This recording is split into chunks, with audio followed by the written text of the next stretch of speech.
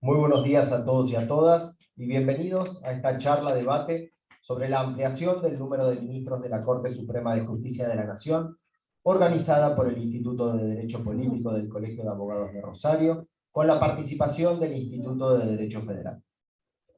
Agradecemos y destacamos la presencia de nuestro presidente, el doctor Lucas Galdiano, quien una vez más se encuentra apoyando las distintas actividades de institutos y comisiones. Agradecemos también la presencia del doctor Efraín Torres, en representación de la Universidad del Centro Educativo Latinoamericano. También agradecemos la presencia de numerosos colegas y amigos. Pasamos entonces a abocarnos a este interesante debate que hoy nos convoca. Este prestigioso panel se encuentra conformado por el doctor Pedro Alberto Zaccone Ocaña, profesor titular, experto de Derecho Constitucional de la Universidad Siglo XXI. El doctor César Grau, especialista en Justicia Constitucional por la Universidad de Bolonia. El doctor Daniel Herbeta, ministro de la Corte Suprema de Justicia de la provincia de Santa Fe. Y el doctor Maximiliano Torricelli, profesor titular de Derecho Constitucional en la Facultad de Derecho de la Universidad Nacional de Rosario. Nos acompañará como moderadora la doctora María Soledad Ruiz de Galarreta, actual presidenta del Tribunal de Ética del Colegio de Abogados y presidenta del Instituto de Derecho Político. Y justamente a la doctora Ruiz de Galarreta es a quien cedo la palabra en este momento para que se dirija a todos nosotros y luego proceda a la apertura de este panel. Bueno, primero muchas gracias a todos los que asistieron, porque sé que estamos en una época previa a la feria y que hay mucho trabajo y que es todo un lío movilizarse, coordinar horarios, así que muchas gracias. Muchas gracias a los panelistas que me honraron y que enseguida decidieron decir que sí y se ofrecieron para dar este debate. Y un poco explicarles que el Instituto de Derecho Político, del cual me toca presidir, pero que conformamos con el doctor Juan Manuel Acatita del Cerro, con la doctora también Cepeda Betina, con Estefi Ordichuk, que está por ahí dando vueltas también, tuvimos la idea de empezar a abordar temas actuales. Ustedes saben que el tema de la ampliación del número de miembros de la Corte es un tema actual que está próximo a ser tratado en el Senado el día jueves, y que en principio contaría con las mayorías tanto de quórum como de sanción necesarias para salir. Lo mismo hicimos con el tema de la boleta única, lo mismo hicimos cuando participamos en las jornadas abiertas de autonomía municipal. Este instituto tiene como objetivo ser un lugar que aporte las miradas plurales distintas para que todos los que participemos nos vayamos o convencidos de la posición que tenemos o podamos rever la posición que tenemos por nuevos aportes que se hicieron. Así que en ese sentido los invito a disfrutar de esto, a participar y a acercarse también al instituto, todos los que quieran participar y acercar otras temáticas. Ahora les voy a dar el uso de la palabra. Saben que tienen 15 minutos cada uno, me va a tocar la espantosa tarea de tener que interrumpirlos, así que vamos a tratar de cronometrar un poquito, y bueno, en el orden en que están sentados es en el orden de exposición. Yo me voy a sentar para tomar notas con ustedes. Gracias.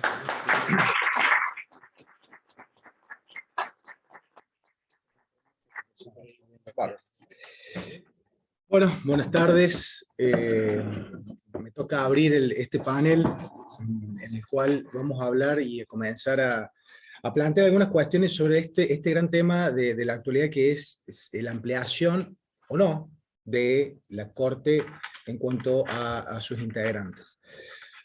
Particularmente creo que un poco, como me toca comenzar con este planteo, siempre digo que es muy bueno saber desde dónde venimos o dónde estamos plantados para comenzar a hablar del tema. Lo primero que tenemos que comenzar a visualizar o comenzar a bosquejar es cuáles son al final las funciones de nuestra Corte Suprema de Justicia de la Nación.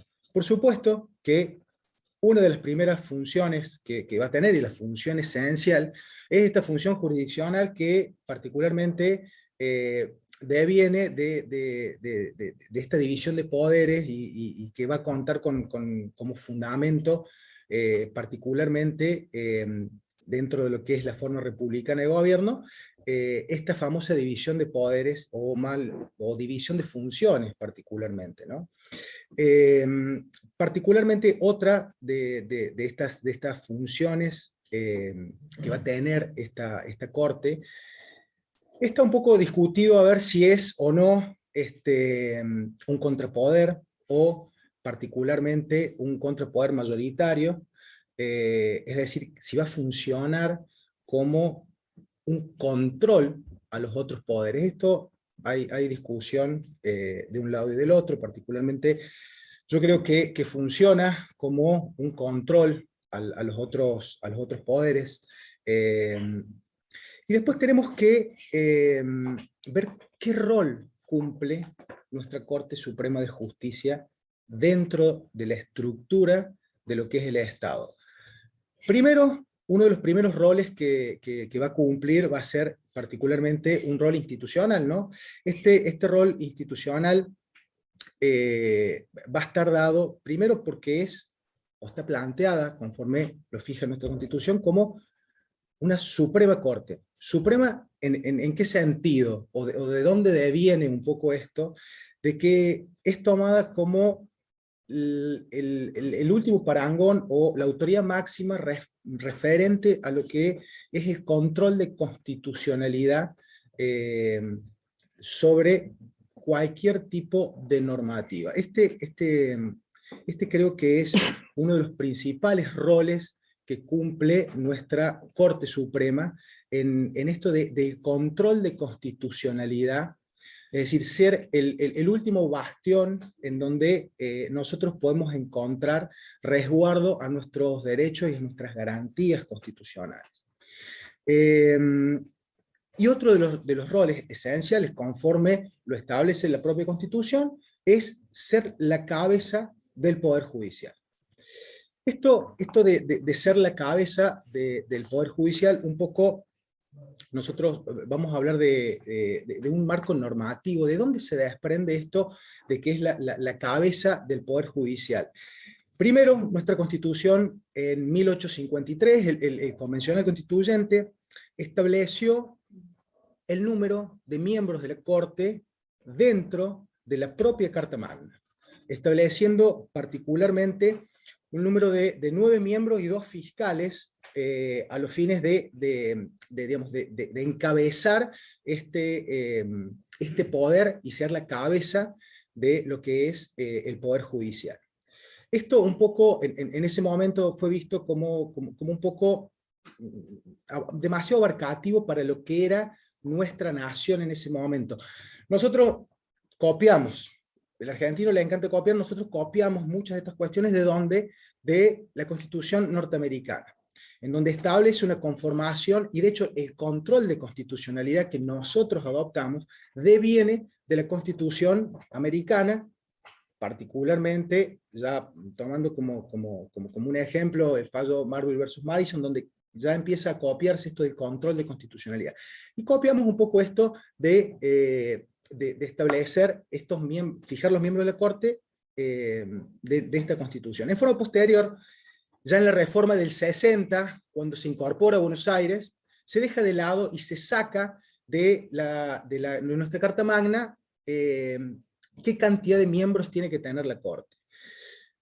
Acá yo creo que comienza un poco esta discusión respecto a si estuvo bien o estuvo mal esto de sacar los miembros de la Corte, y lo menciono acá como voy al momento de cerrar.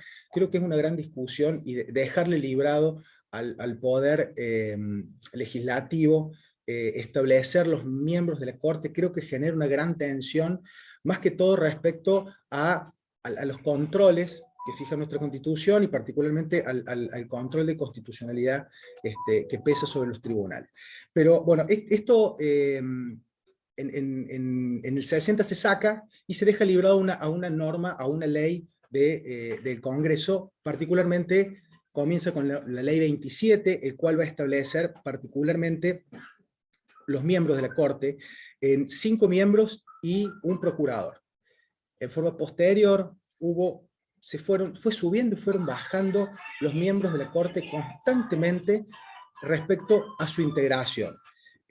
Particularmente pasamos a 5 miembros, después volvimos a 7 miembros, volvimos a subir a 9 miembros en el 89, en donde incluso se le hace una consulta a la Corte en ese momento respecto a qué consideraba en cuanto a su integración, y la Corte se adscribe por una acordada del 89, creo, no me recuerdo si era el número 4 o el número 7 del 89, en el cual manifiesta por mayoría de sus integrantes en ese momento que no consideraba que era necesario una ampliación de la Corte respecto a la integración de sus miembros.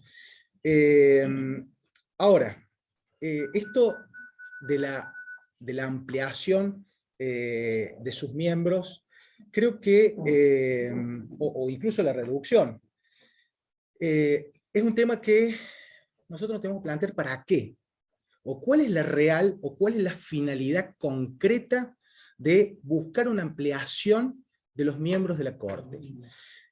Y esto yo, un poco por ahí, a ver, el que se quema con leche ve la vaca y llora, dicen, vivimos en Argentina, y muchas veces uno ve entre líneas otras cuestiones respecto a por qué se va a ampliar los miembros de la Corte.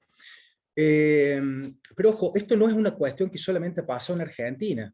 En Estados Unidos también pasó en su momento Roosevelt, cuando plantea o ve que encontraba un gran valladal respecto a una implementación que quería hacer en el New Deal, que era una modificación respecto a la relación entre el Estado y los ciudadanos y respecto a determinadas concepciones de lo que era la propiedad privada.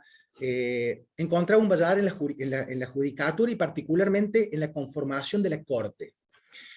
¿Y qué plantea Roosevelt ahí? Estamos hablando de Estados Unidos, ¿no? Roosevelt plantea una modificación y presenta un proyecto, como la Corte estaba conformada por jueces longevos, y plantea una conformación de la Corte en la cual por cada juez que cumpliera los 70 años, se podía nombrar, o el presidente podía nombrar, un miembro de la Corte nuevo.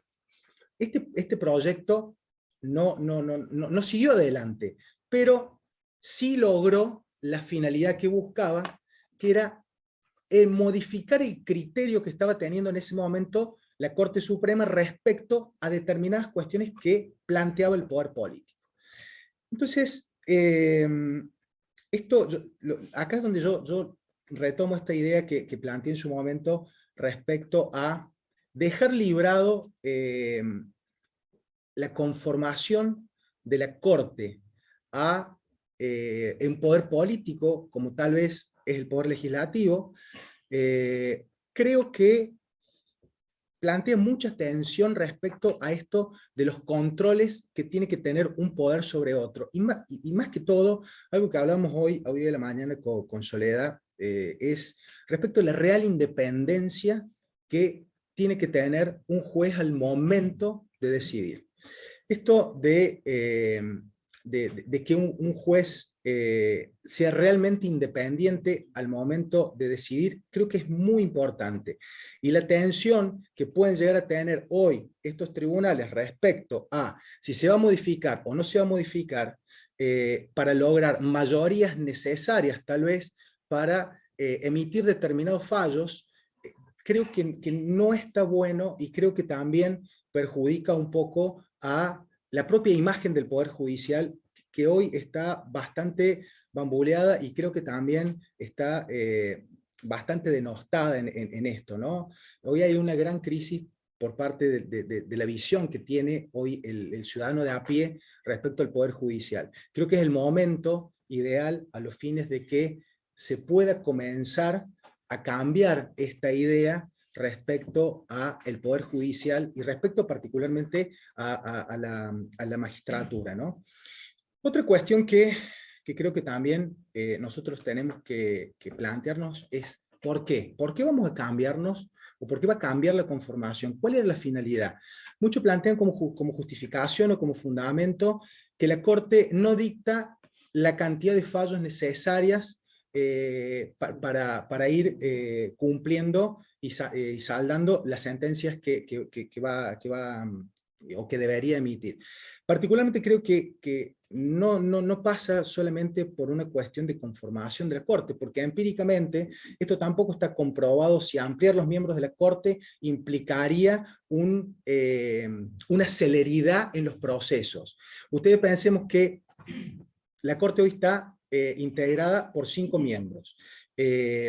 Una causa pasa por 5 miembros. Imagínense si planteamos ampliar la Corte a 24 miembros, como habla uno de los proyectos, en los cuales debería pasar por 24 vocalías a los fines de emitir una decisión. ¿Dónde está la eficacia y la eficiencia del Poder Judicial para poder emitir fallos en tiempo y forma y cumplir con muchas sentencias que ha emitido la Corte Interamericana de Derechos respecto a cumplir con la eficacia y la eficiencia en el debido proceso?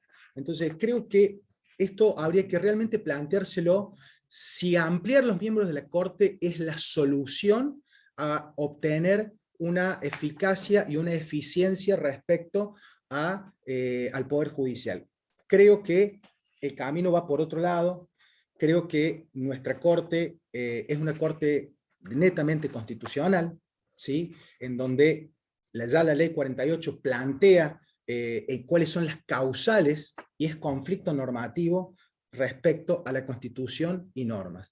Creo que la propia Corte en esto me parece que ha tenido algún tipo de error al abrir algunas cuestiones y al haber ampliado creo que se complicó en estas cuestiones. Yo creo que hay que ajustar en esta parte, en volver a la esencia de lo que era la Corte respecto a como tribunal constitucional, que fue lo que se previó, copiado de Estados Unidos, porque si vamos, respetemos las copias, de dónde venimos y a dónde estamos. Se copió una finalidad, y en este momento se está desvirtuando esta cuestión de ser un tribunal constitucional. Bueno, listo. Muchas gracias. Gracias, justo el tiempo.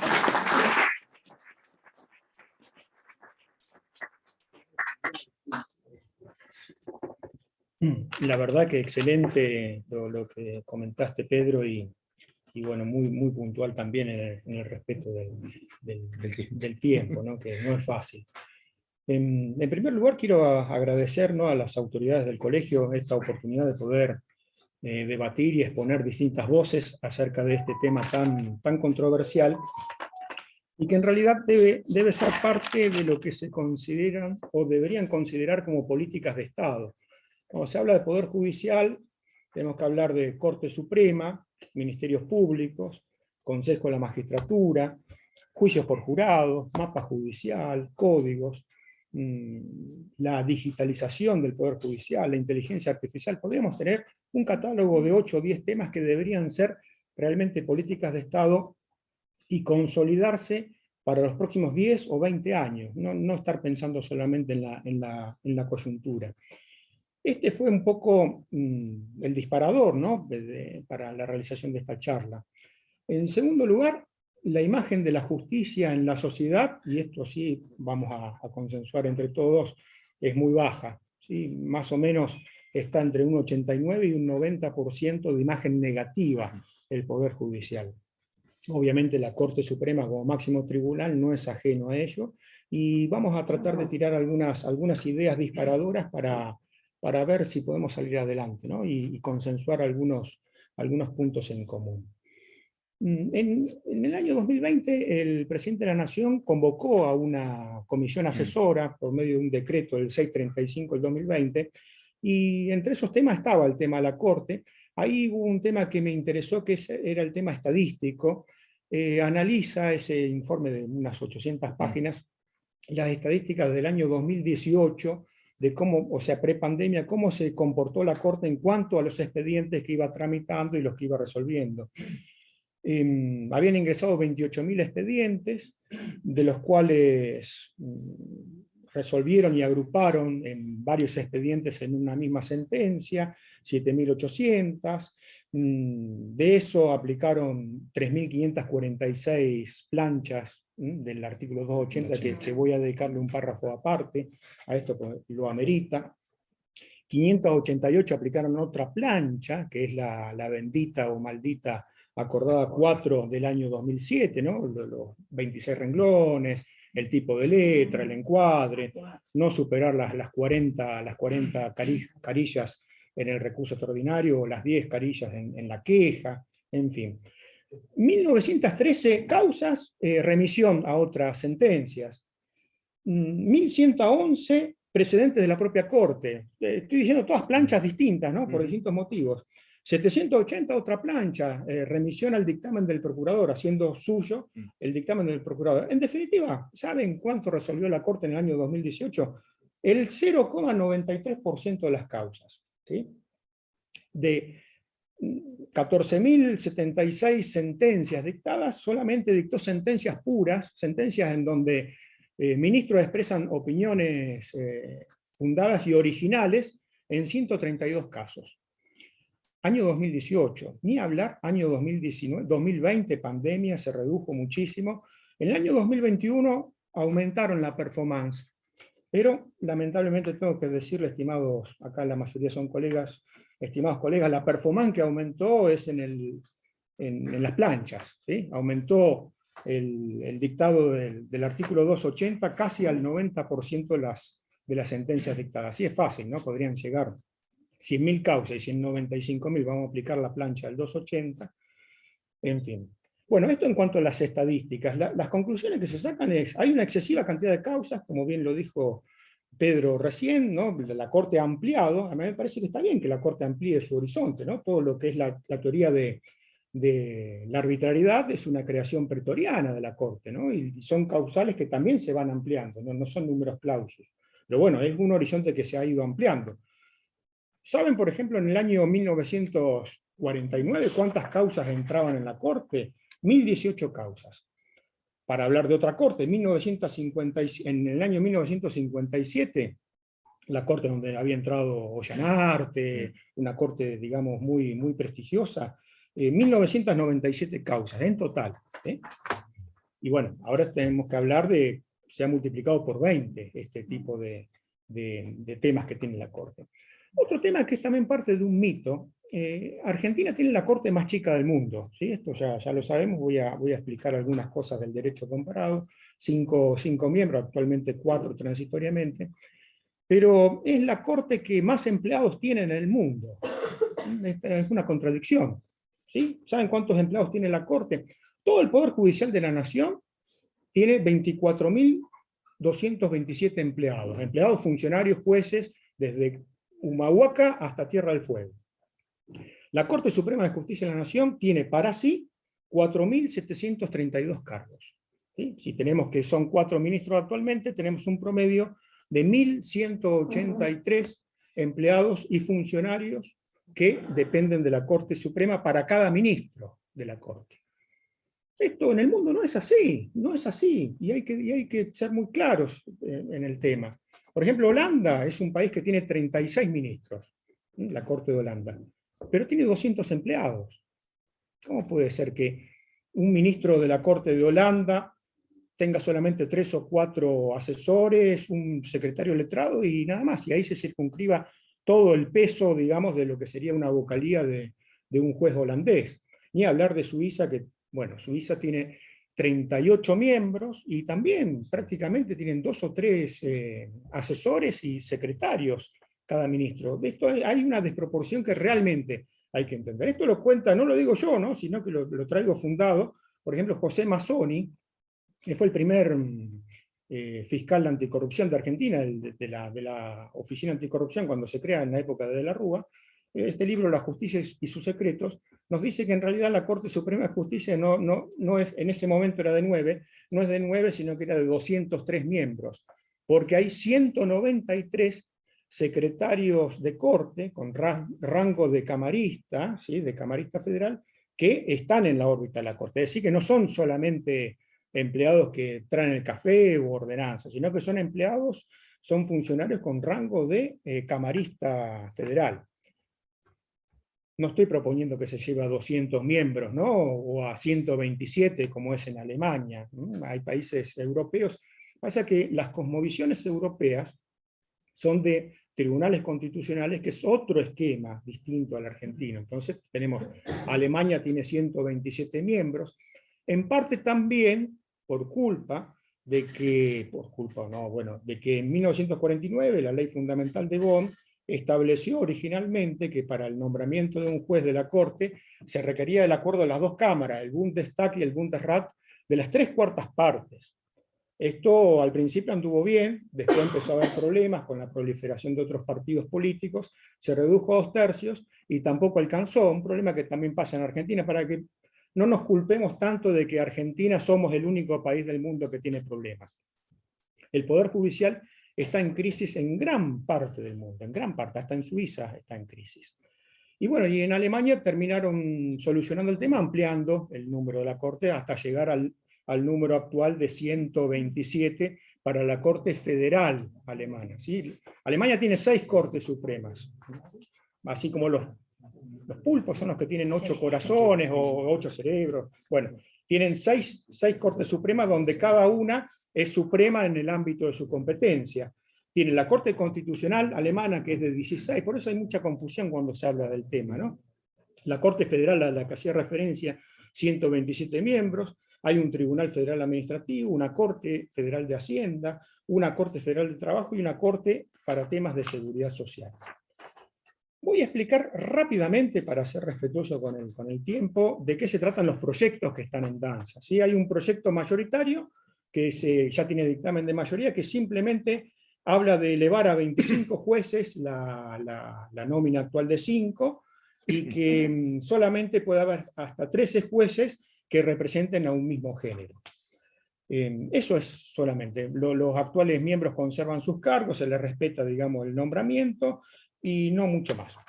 Creo que habrá una ley especial después para crear para todo lo que tiene que ver con el poder, con la Corte, con el funcionamiento. Claro, eso delega una ley posterior, delega una ley posterior. Pero hay otros 4 proyectos que tienen cosas interesantes y que se van a tratar también en el Senado. Veo que acá hay legisladores también presentes, ex legisladores, en fin, que tienen que ser herramientas, este tipo de mesa, debate, herramientas concretas para ver si podemos hacer algo que nos lleve adelante, ¿no? Y no quedar solamente en la mera coyuntura, ¿no? Y en tirarnos culpas los unos a los otros. El proyecto de los gobernadores es distinto, propone que haya, sí, 25 miembros, pero que sea 1 por provincia, que se eleven una especie de cuaternas, 2 varones, 2 mujeres, y que el presidente elija uno de ellos. Esa es la variación que hacen. Y no queda claro si pasa a ser de 25 o transitoriamente de 29, respetando los 4 que ya están. Hay otro proyecto minimalista, que es el proyecto de Clara del Valle Vega, riojana, senadora riojana, que simplemente propone que quede todo como está, con 5 miembros, pero que se incorpore la paridad de género. El proyecto, los digo muy rápidamente y después en todo caso en el debate lo profundizamos o charlamos sobre alguno en particular, ¿no? El proyecto Rodríguez A, elevar a 9, también con género y especialidad, ¿sí? O sea que tendría que haber un ministro especialista. Esto también es otro tema complejo, ¿no? ¿Quién va a ser el especialista en determinada materia? Hoy son todos, como decía Bartolomé Fiorini, son todos júralo todo, ¿no? Los ministros de la Corte. El proyecto de Huereltinec lo eleva a 16, y acá ya propone la división de salas, ¿no? Porque cuando se amplía mucho, cuesta mucho también el funcionamiento, ¿no? de un tribunal. Este también es otro tema que da para hablar muchísimo y que me lo dejo en todo caso para el debate. El proyecto de Silvia Zapac, que propone una corte de 15, como es, por ejemplo, Israel tiene 15 miembros, la Corte Suprema de Israel es interesante, ¿no? Japón también tiene 15, bueno, acá Daniel me dice Japón. Japón, los jueces de la Corte duran 10 años o sea que hablamos de Japón, 10 años en su mandato, pero con una condición: cuando se lo designa, En la primera elección legislativa, de acuerdo a la propia constitución japonesa de 1946, se pone como una especie de ratificatoria popular de su gestión, ¿sí? En la primera elección, si triunfa el no, de que no, automáticamente cesa en el cargo. Si triunfa el sí, o por lo menos no consigue más votos que el no, continúa en el cargo por 10 años. Al año 10º se vuelve a poner en consideración de la población. También en algunos estados norteamericanos existe este sistema Arizona, se llama también el modelo Arizona, que tiene también sus complicaciones, ¿sí? Porque hablando ahora, bueno, la Corte con el federal, ¿no? Con el caso Dobbs, pero hay temas que son muy conflictivos y que en algunos estados sureños generan revocatorias de mandato de los jueces, ¿sí? El tema de aportación de armas, en fin. Israel también tiene 15 miembros, bueno, y lo que sí propone es institucionalizar el proyecto Zapag, y esto sí es interesante, lo que era el viejo decreto 222 del 2003 de Néstor Kirchner, que fue una muy buena iniciativa, y creo que alabada, digamos, por todo el arco político. Eso me parece que sí hay un consenso generalizado, pero elevarlo y llevarlo al rango de ley para que ningún presidente en el futuro pueda derogar ese decreto con otro simple decreto. Estos son los proyectos que están en danza para el tratamiento, ¿no? Hay otros temas que deberían, y simplemente tiro los títulos porque me van quedando pocos minutos. Hay 3 leyes que sí deberían ser materia de tratamiento exhaustivo y de análisis.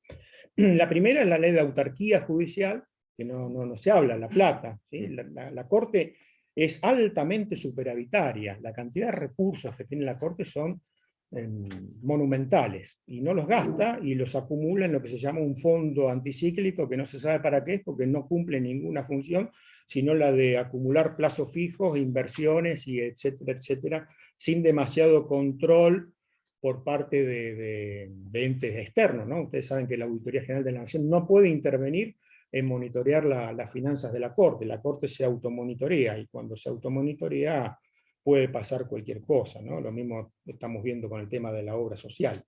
Así que la ley de autarquía es un tema que hay que analizar, este porcentaje de distribución, 2,93% para todo el Poder Judicial, y 0,57% para la Corte Suprema de Justicia exclusivamente, hay que revisarlo, de mínima, ¿sí? En esto me parece que habría un consenso, pero hay que ponerse a ver los números concretos.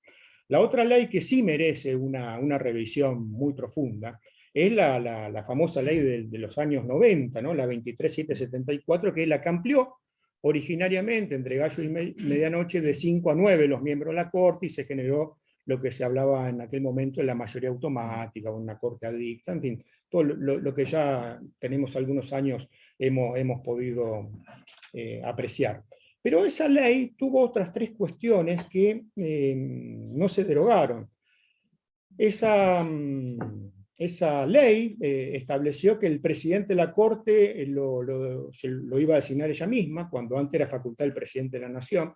Tal es así que, por ejemplo, Alfonsín, cuando gana las elecciones en el año 1983, tiene un gesto y le ofrece la presidencia de la Corte Suprema de Justicia a Ítalo Luder, digamos el vencido, el que le siguió en cantidad de votos, se le ofrece. Luder, bueno, lo declina, pero bueno, tuvo ese ofrecimiento, no ser miembro de la Corte, sino no solo ser miembro, sino que presidente de la Corte, que es como pasa en Estados Unidos, ¿sí? Que lo designa el presidente de Estados Unidos. Bueno, en el año 90 entonces cambia porque Menem ya ponía ministros, digamos, iba a tener la mayoría, así que la Corte iba a designar a alguien afín a él. Y la otra cuestión que estableció, y que esto sí merece una profunda revisión, es el famoso artículo 280, que también, el llamado Rito Certiorari, que se trae también de la tradición norteamericana.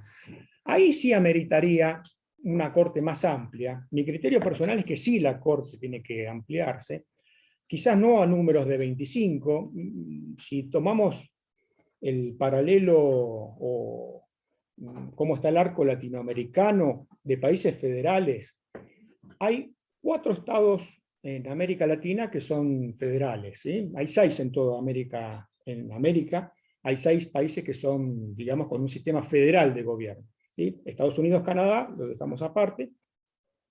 Y en América Latina tenemos Argentina, Brasil, Venezuela y México. ¿Cómo es la situación en estos 3 países? Dejemos de lado Venezuela. Venezuela tenía 21 miembros, lo amplió 32, pero vamos a 2 países cuyo modelo judicial funciona, el mexicano bastante bien, el brasilero tiene sus problemas. Brasil tiene 11 miembros y no se divide en salas. Quizá este sería el número mágico, límite, para que no se divida en salas la Corte, ¿sí? Porque muchas veces la división en salas trae más soluciones, más problemas que soluciones, ¿sí? Porque ¿quién va a ser el que integre la sala penal? Va a entrar la discusión quién va a ser el que integre la sala laboral, cómo esa sala va a tener autonomía para determinadas situaciones, y vamos a terminar con los mismos problemas, más problemas que soluciones. Entonces, por lo pronto no dividir en salas, pero el límite sería 11 miembros. México venía al revés que Venezuela, venía con 21 miembros y redujo a 11 en el año 1994. Tuve la oportunidad de hacer una pasantía en la Corte Mexicana, porque tiene un convenio con la Corte de Santa Fe, algo que hay que rescatar. Y los 11 miembros trabajan muy bien en audiencias públicas, como si fueran en este auditorio. Los jueces de la Corte, los 11 jueces mexicanos se sientan, traen sus libros, exponen antes del acuerdo, exponen sus argumentos y después pasan a lo que sería el acuerdo definitivo. Tienen un canal de televisión propio, el canal de la Federación. Estas son metodologías que harían a que el sistema sea mucho más transparente, la Corte debería hacer muchas más audiencias. Bueno, este año ha empezado con eso, ¿no? Ha empezado con el tema del derecho al olvido, con el tema del cultivo de cannabis, pero debería haber una agenda mucho más proactiva en este sentido. Y ahí sí ameritaría que 4 jueces son muy pocos y que realmente deberíamos tener más jueces para poder hacer más audiencias, más participación popular. En definitiva, que la Corte esté más cerca de la gente no la siente cerca y por eso el 90% está en contra de ella. Bueno, muchas gracias y después seguimos.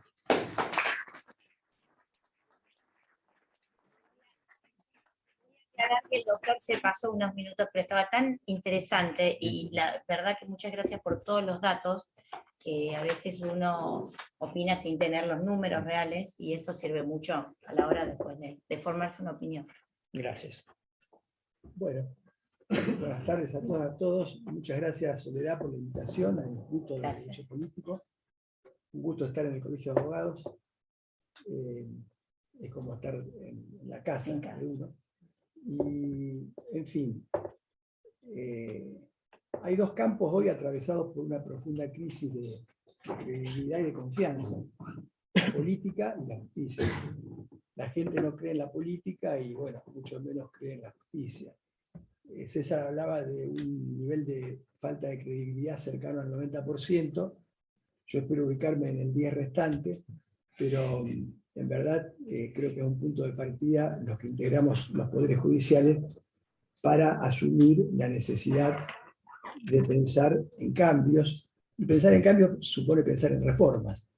Si la crisis de la justicia es tan ostensible que no hace falta mayor indagación, pareciera un contrasentido rechazar las discusiones sobre una reforma a la justicia. Mi posición muy puntual sobre el tema de la Corte es bastante antigua. Yo la enmarco en un posicionamiento más conceptualmente más general, que tiene que ver con algunos problemas y defectos estructurales de los sistemas de justicia en la Argentina, problemas comunes, debilidades comunes, que responden a varios motivos, matrices históricas, totalmente fuera de tiempo, sistemas de organización, procesos de trabajo, metodologías o sistemas de gestión y hasta modos de litigación que vienen de la época de la colonia. Algo comentaba anecdóticamente César, también en la justicia lo torcido tiene pasado, la acordada del 30, donde el usurpador Uriburu suprimió el Congreso de la Nación, destituyó al presidente constitucional y democrático Hipólito Yrigoyen, lo encarceló, a cambio de una misiva que le mandó a la Corte, le propuso la posibilidad de que la Corte designara a su presidente, y a cambio de que la Corte validara el golpe.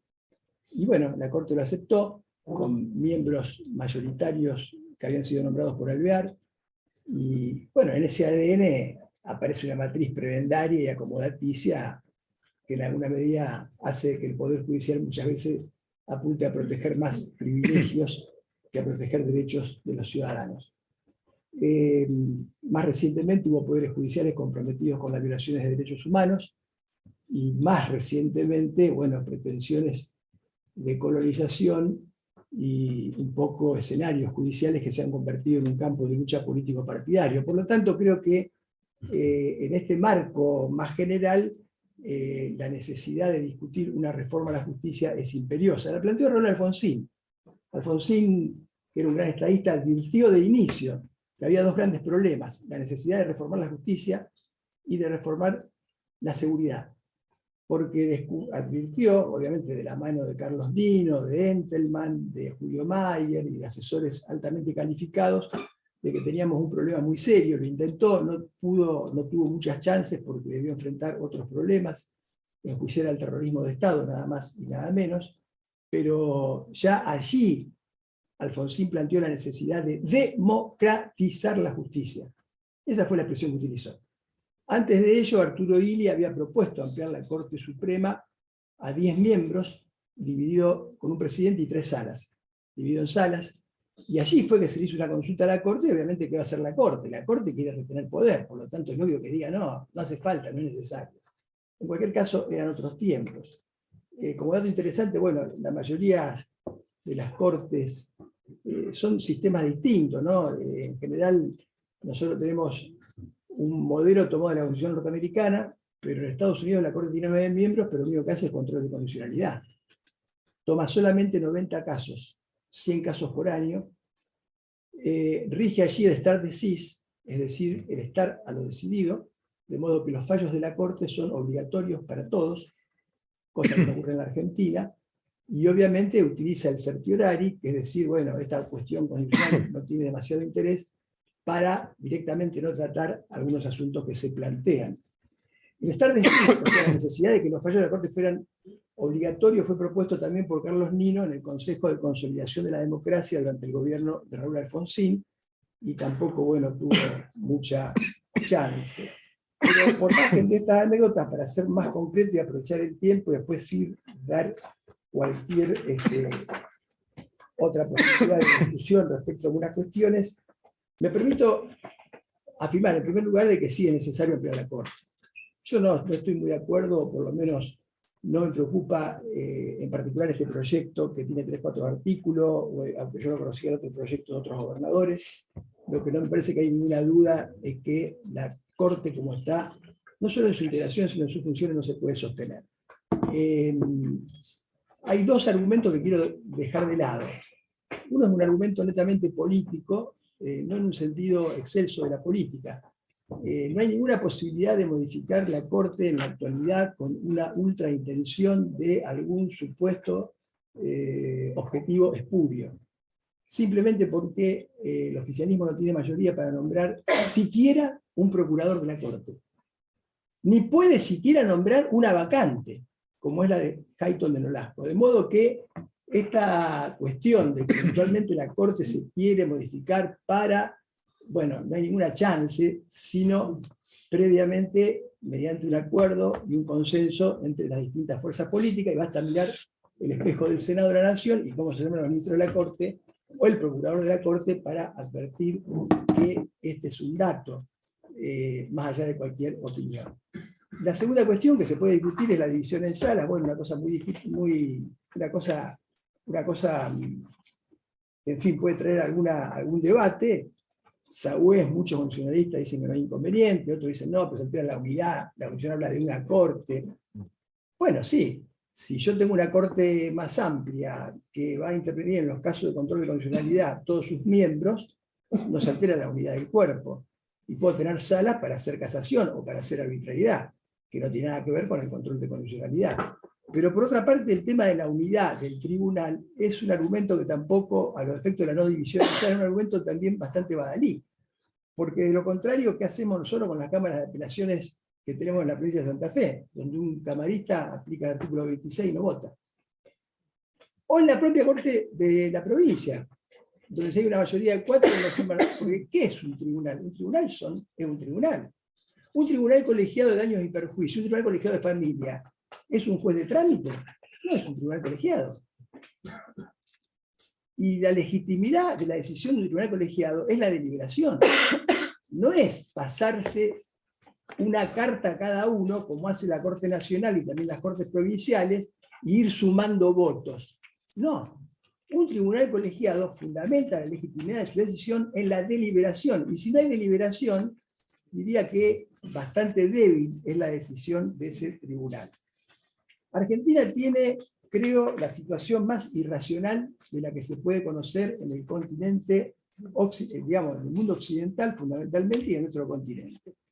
Tenemos la Corte más reducida de América y de Europa. 5 miembros, hoy son 4. Más reducida que la Corte de Jujuy, que la de Misiones, que la de Entre Ríos, que la de, la de Santa Fe, que la de Salta, que tiene 9 miembros. La de Santa Fe 6. Jujuy tiene 9 miembros, el gobernador asumió, amplió de 6 a 9 miembros, la Corte Nacional tiene 5 miembros.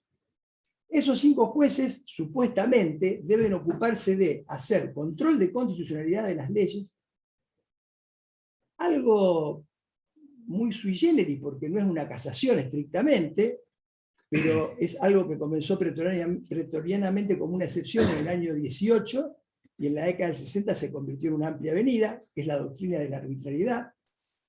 En tercer lugar, gobernar el Poder Judicial, y en cuarto lugar, ahora presidir el Consejo de la Magistratura. Todo eso en manos de una mayoría de 3 personas. Supuestamente una mayoría de 3 personas, o 4 si están unánimes ahora, deben hacer todo eso, que son las funciones que tiene actualmente la Corte, y que les acabo de mencionar. Para llegar a la instancia de la Corte, que tiene, nosotros tenemos un control de constitucionalidad difuso como en Estados Unidos, cualquier juez puede crear la constitucionalidad de una ley.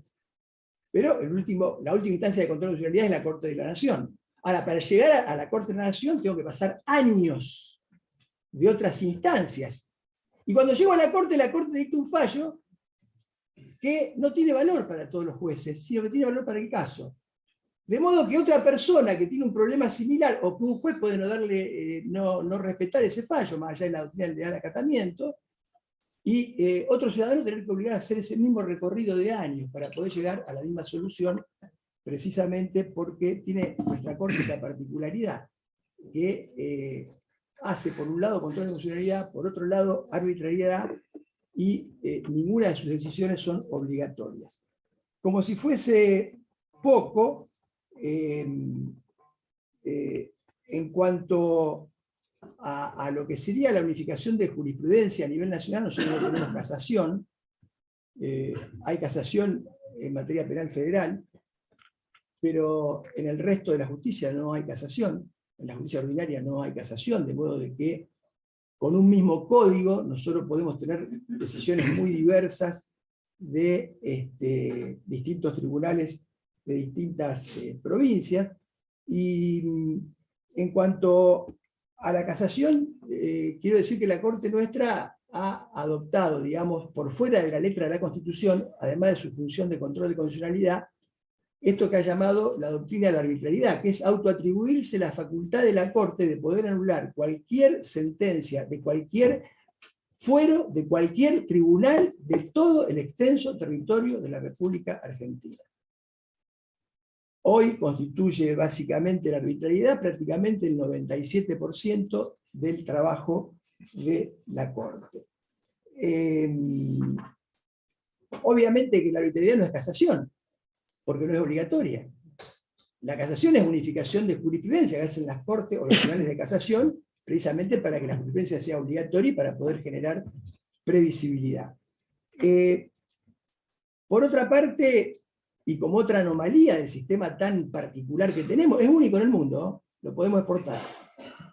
La Corte aplica el certiorari. Pero el certiorari de la Corte, que es el 280, fíjense qué particularidad, que el certiorari de la Corte Nacional, que es el 280, la Corte lo aplica a casos de arbitrariedad, cuando en realidad el certiorari nace en Estados Unidos para casos de control de constitucionalidad, no para casos de arbitrariedad. Y lo aplica para casos de arbitrariedad invocando un artículo del Código Procesal Civil. Pero también lo aplica a causas penales. independientemente de las simpatías o antipatías, que un ex vicepresidente de la Nación sea condenado penalmente y llegue a la Corte de la Nación y le apliquen un 280, convengamos que cualquiera sea la simpatía o la antipatía, no pareciera demasiado razonable como solución de un tribunal en materia penal. De este modo, entre certioraris y sentencias, la Corte está dictando un promedio de 17.000 sentencias al año. Está bien, la mayoría son planchas, como vos quieras, pero es una cada media hora los 365 días del año, contando de lunes a domingo. Si nosotros estamos, si nosotros podemos llegar a naturalizar esto, pellizquémonos un poco. Bueno, naturalizamos un montón de cosas. Porque naturalizar esto, ¿qué significa? Naturalizar precisamente la falta de independencia interna de la Corte. ¿Por qué falta de independencia interna de la Corte Nacional? Porque la independencia es una garantía del ciudadano, no es un privilegio de los jueces, y el ciudadano tiene la garantía de que lo juzgue un juez de la Corte, no un relator. Y la Corte vive delegando funciones. Y la delegación de funciones es algo gravísimo. Los periodistas hablan de independencia y nadie menciona esto. Y esto ocurre en muchos otros poderes judiciales de la Argentina, incluido probablemente el de la provincia de Santa Fe. Este es un problema gravísimo al cual nadie le presta atención. Pero no hay ninguna duda que para dictar 17.000 sentencias tengo que delegar funciones, porque nadie puede humanamente ni siquiera decir 280 sin haber hecho un análisis mínimo del caso. Para dictar la inconstitucionalidad de una ley hay que saber derecho constitucional. Acá tenemos 3 grandes constitucionalistas, pero convengamos, y ellos lo saben, que la declaración de inconstitucionalidad de una ley es una situación, si se quiere, extrema, para casos de gravedad, porque es casi contralegislativa. De modo que para el control de constitucionalidad hay que conocer lo que me parece tal vez lo más importante, que es el derecho constitucional, el derecho convencional, pero para hacer arbitrariedad y o casación hay que saber mucho derecho. Para hacer arbitrariedad de sentencia civil tengo que saber mucho derecho civil. Para hacer de sentencia laboral mucho derecho laboral. De derecho penal mucho derecho penal. Y nadie sabe todo. Sin embargo, tenemos una estructura judicial invertida. Tenemos abajo tribunales con especialidad, jueces civiles, jueces laborales, jueces... Y arriba de todo, un tribunal multifuero, de 4 personas. Bueno, si esto no amerita la necesidad de una discusión, ahí estoy terminando, si esto no amerita la posibilidad de una discusión, convengamos que negarse a esta discusión es lo mismo que querer mantener el status quo. Y aquí viene, y con esto cierro, ¿por qué hay tanta resistencia? No solo a discutir la reforma de la Corte, sino a discutir la reforma de los sistemas de justicia, en general, de los poderes judiciales provinciales, de los poderes judiciales nacionales. Porque esta discusión no es una discusión técnica, no es una discusión de juristas, ni es una discusión de procesalistas, ni solamente de constitucionalistas, que sí lo necesitamos. Es básicamente una cuestión ideológica y política, porque lo que acá estamos discutiendo es una discusión del poder. Una nueva concepción y ejercicio de poder. Y cuando se discute poder, obviamente, que hay intereses, hay posicionamientos y hay resistencia. Y en esa discusión de cómo organizar el poder, y de esta nueva concepción y ejercicio del poder, me permito terminar con esta observación. La esencia de una constitución es la distribución del ejercicio del poder para que nadie pueda hegemonizarlo. Esto es la esencia de una constitución. Concentrar tamaño de poder en una mayoría de 3 personas que tienen funciones vitalicias, porque las jubilaciones para los jueces parecían que no existe, me parece que de republicano tiene muy poco. Gracias.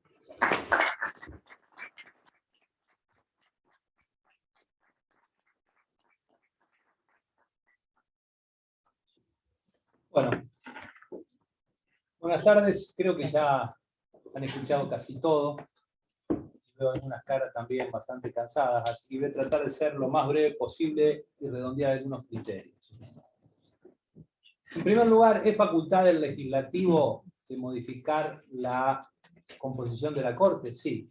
Nos guste o no, hubiese sido mejor que un órgano del Estado esté determinado ya por Constitución, probablemente sí, pero es lo que hay. Por lo tanto, el legislativo lo puede hacer. ¿Lo puede hacer a su criterio? Yo pienso que no. Si nosotros partimos de la idea de que vivimos en un sistema republicano, uno de los aspectos principales que tienen que tener las leyes es ser razonables. Y ahí en la razonabilidad yo tengo que ver una cuestión de medios afines. ¿Qué es lo que estoy buscando? Me parece que hay una coincidencia clara, no en la mesa, sino en todos, que hay cosas que funcionan mal o muy mal. Y que hay que cambiarlas, sí. Ahora, ¿a qué apuntamos? Cuando nosotros decimos, bueno, vamos a una corte de 25 miembros, ¿para qué? ¿Vamos a sacar todos los relatores y solamente los ministros van a ser los únicos que analicen las causas?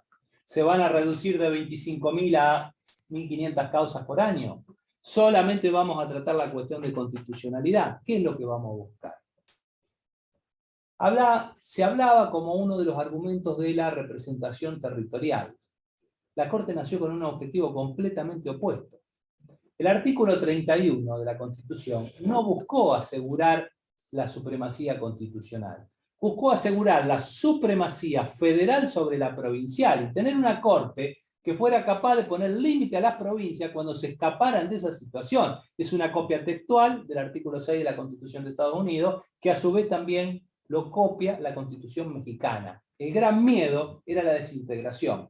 Y el sistema de unidad de esa desintegración lo daba la existencia de una Corte Suprema que asegurara que leyes, tratados y constitución estaban por encima del orden provincial, aunque técnicamente no están así, porque el orden provincial tiene sus propias competencias, en las cuales, por ejemplo, la ley no excede, sí la Constitución, sí los tratados. Comparar nuestra Corte con otras cortes hay que tener cuidado. ¿Por qué? Porque tenemos que ver los sistemas de división de poderes. Y nuestro sistema de división de poderes con el europeo no tiene absolutamente nada que ver. Nada que ver. El sistema de división de poderes europeo, especialmente en el diseño francés, está preparado para una situación donde la separación es tan grande que el Consejo de Estado, que es parte del órgano del Poder Ejecutivo, controla la administración. Por eso tienen el contencioso administrativo. Nosotros creamos el contencioso administrativo dentro del Poder Judicial. Copiamos mal, no tenemos la menor idea. Traemos un derecho administrativo de un sistema que es completamente ajeno a lo nuestro. En ese sistema, ¿qué hace la Corte Suprema o el Poder Judicial? Aplica el derecho, la escuela de la exégesis, ni siquiera interpreta.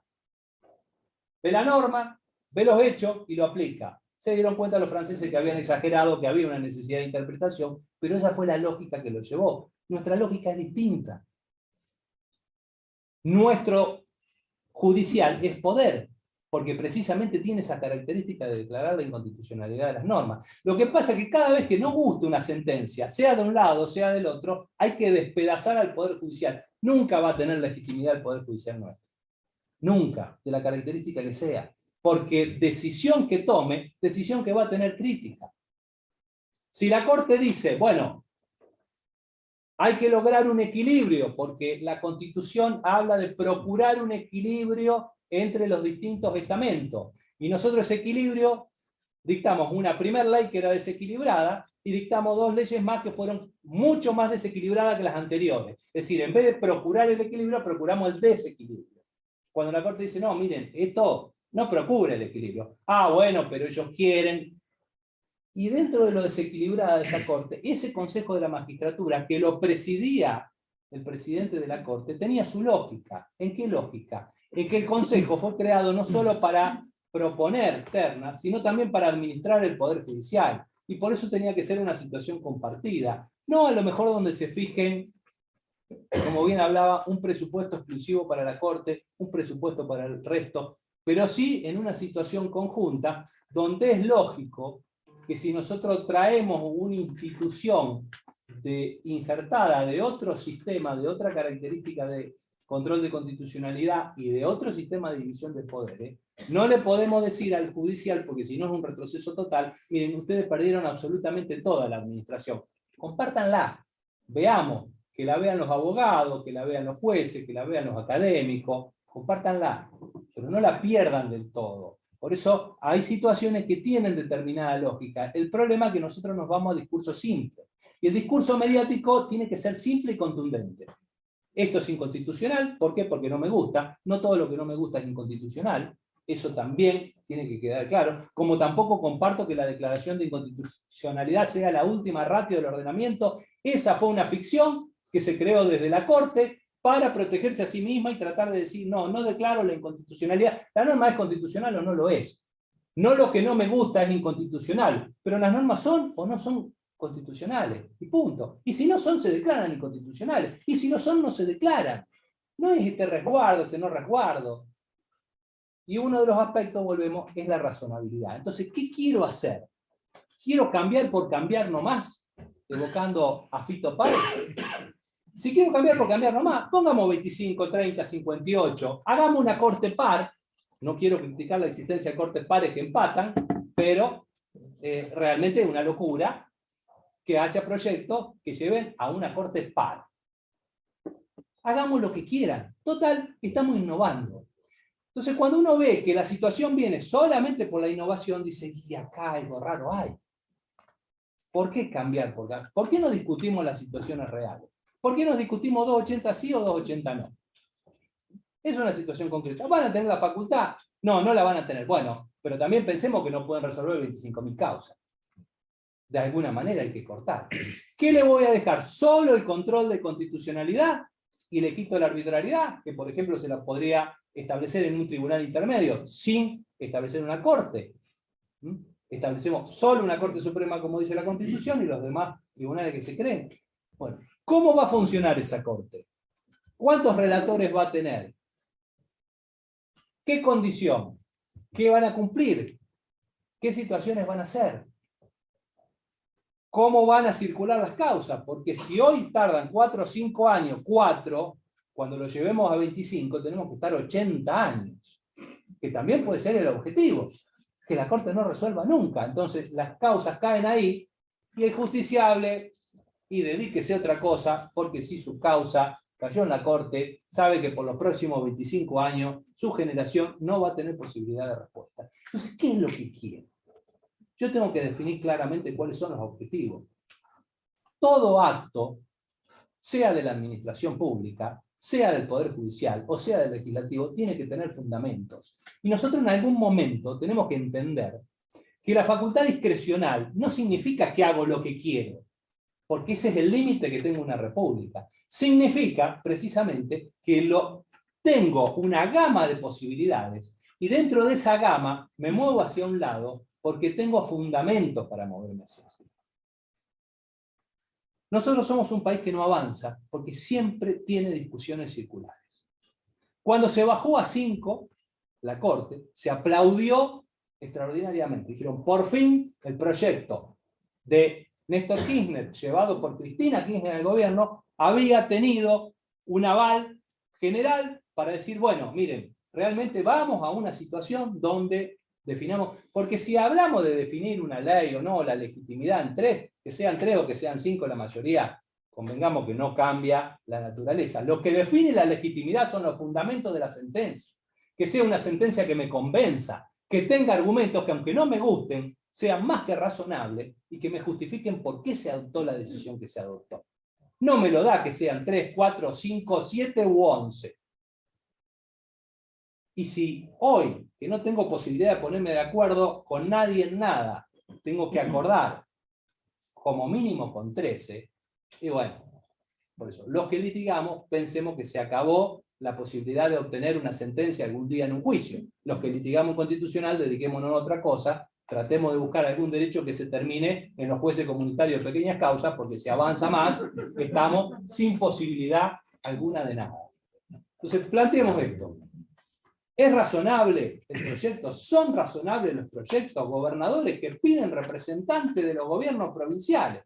Bueno, A lo mejor sí, pero cambiemos la Constitución. Hagamos una Constitución donde buscamos una Corte que tenga integrantes de los gobiernos provinciales, cosa que los gobernadores puedan pedirle a sus miembros de la Corte que los represente. Pero me parece que esa no fue la idea de la Constitución. No es la idea de la Constitución y no es la idea de un sistema de división de poderes en el cual el poder que tiene el Poder Judicial siempre es relativo. Tiene cierto poder de freno. Hoy en día convengamos que las sentencias tienen un alcance mayor y pueden tener algún mecanismo de innovación, pero que precisamente son las que de alguna manera refuerzan esa legitimidad del Poder Judicial. Cuando el Poder Judicial toma una decisión contramayoritaria, como habitualmente se dice, que lo de la mayoría y la minoría la discutimos, porque las mayorías y las minorías de los parlamentos podríamos discutir hasta qué punto representan la opinión de todos.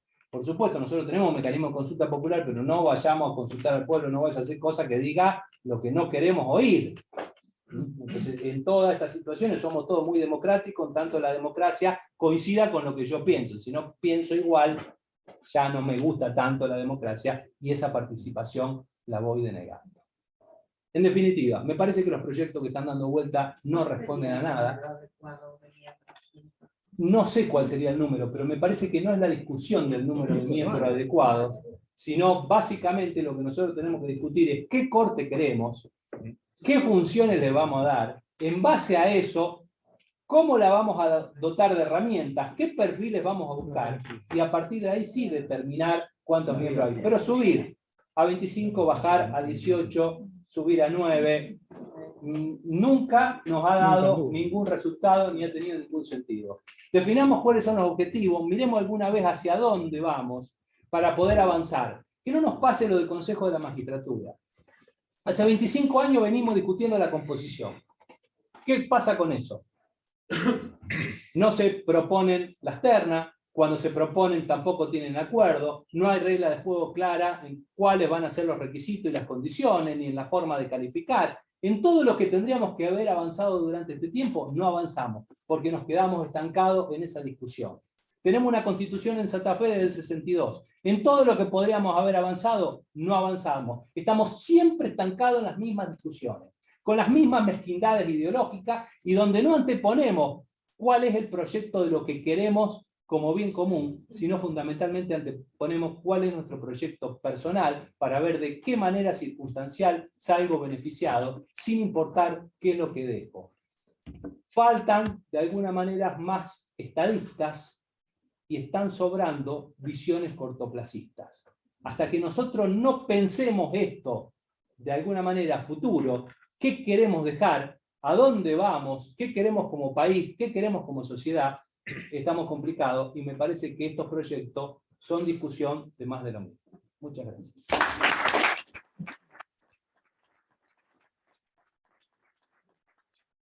Debo decir que el objetivo de opiniones diversas se cumplió. O sea, tenemos una exposición de distintas opiniones al respecto, de proyectos sí, proyectos no. Creo que lo del 280 es un tema que acá el doctor lo quería abordar, que nosotros litigamos y terminamos después de litigar esperando años para que la Corte resuelva y tenemos unas resoluciones en un mero artículo sin ningún desarrollo. Creo que eso tiene que ver también con el funcionamiento, más allá del número, de una Corte que a veces sentimos que resuelve mal, tarde y nunca, y mientras tanto hay mucha gente que muere, porque hasta muere la gente y se queda con sus casos sin resolver. Así que, bueno, abrimos al debate, los que quieran hacer alguna consulta, preguntar, opinar. Sí. Esto es una conversación. Soy ventajero. Sí, está muy bien. Está muy bien. A ver, 3 cuestiones. Me parece que el estado de cosas es difícilmente defendible, porque la Corte, le olvidé decir algo, no tiene plazo para dictar sentencia. Es el único tribunal que no tiene plazo para dictar sentencia. Entonces, de pronto uno ve que dicta una sentencia en 2 meses y después de 10 años declara la inconstitucionalidad de la ley del Consejo de la Magistratura. Sí. Bueno, si queremos criticar fundamentos de fallo de la Corte como lo de la provincial, sobran casos. En el 2x1 validaron una interpretación y después terminan aplicando una ley posterior en materia penal. Esto en cuanto al problema de la fundamentación de las decisiones. Yo el planteo que hago es mucho más institucional. Me parece que la discusión debe comprometer a la sociedad, a las entidades intermedias. Me parece muy bien estas iniciativas y hay que continuarlas, hay que debatirlas, porque en el mundo, a ver, nosotros tenemos alguna posibilidad de solución provisoria y alguna posibilidad pensando en una reforma constitucional, que eso sí, como vos decís, tanto en la provincia como en la nación, es muy difícil, no se ponen de acuerdo para cosas mucho menores, ¿no? Yo creo que en una reforma constitucional deberíamos pensar ir a un modelo más parecido al europeo. Alemania y Austria son países federales. No es el caso de Francia y Gran Bretaña, que tienen sistemas totalmente distintos. Porque en Francia tenés el Consejo, como vos decís, de Estado, el Consejo Consultivo, que incluso hasta evalúa los proyectos de ley antes, para ver si funcionaron o no. Sí. Pero el resto de los países europeos no le ha dado mal resultado. Un tribunal constitucional que puede tener pocos miembros, una corte constitucional que hace control de constitucionalidad, y una corte, un tribunal de casación dividido en salas, que se llevaría todo lo que es la unificación de jurisprudencia. Me parece un modelo posible, muy superador de este. En el interín y provisoriamente, yo creo que si seriamente hubiera reforma constitucional, se podría discutir una ampliación de la Corte, en donde, por un lado, la división de salas solo quede reservada a lo que es la doctrina de la arbitrariedad, o eventualmente, es decir, lo que la Corte ha creado pretorianamente, porque por más que yo podría no ampliar la Corte, es decir, la Corte queda con 5 miembros, pero le saco la doctrina de la arbitrariedad.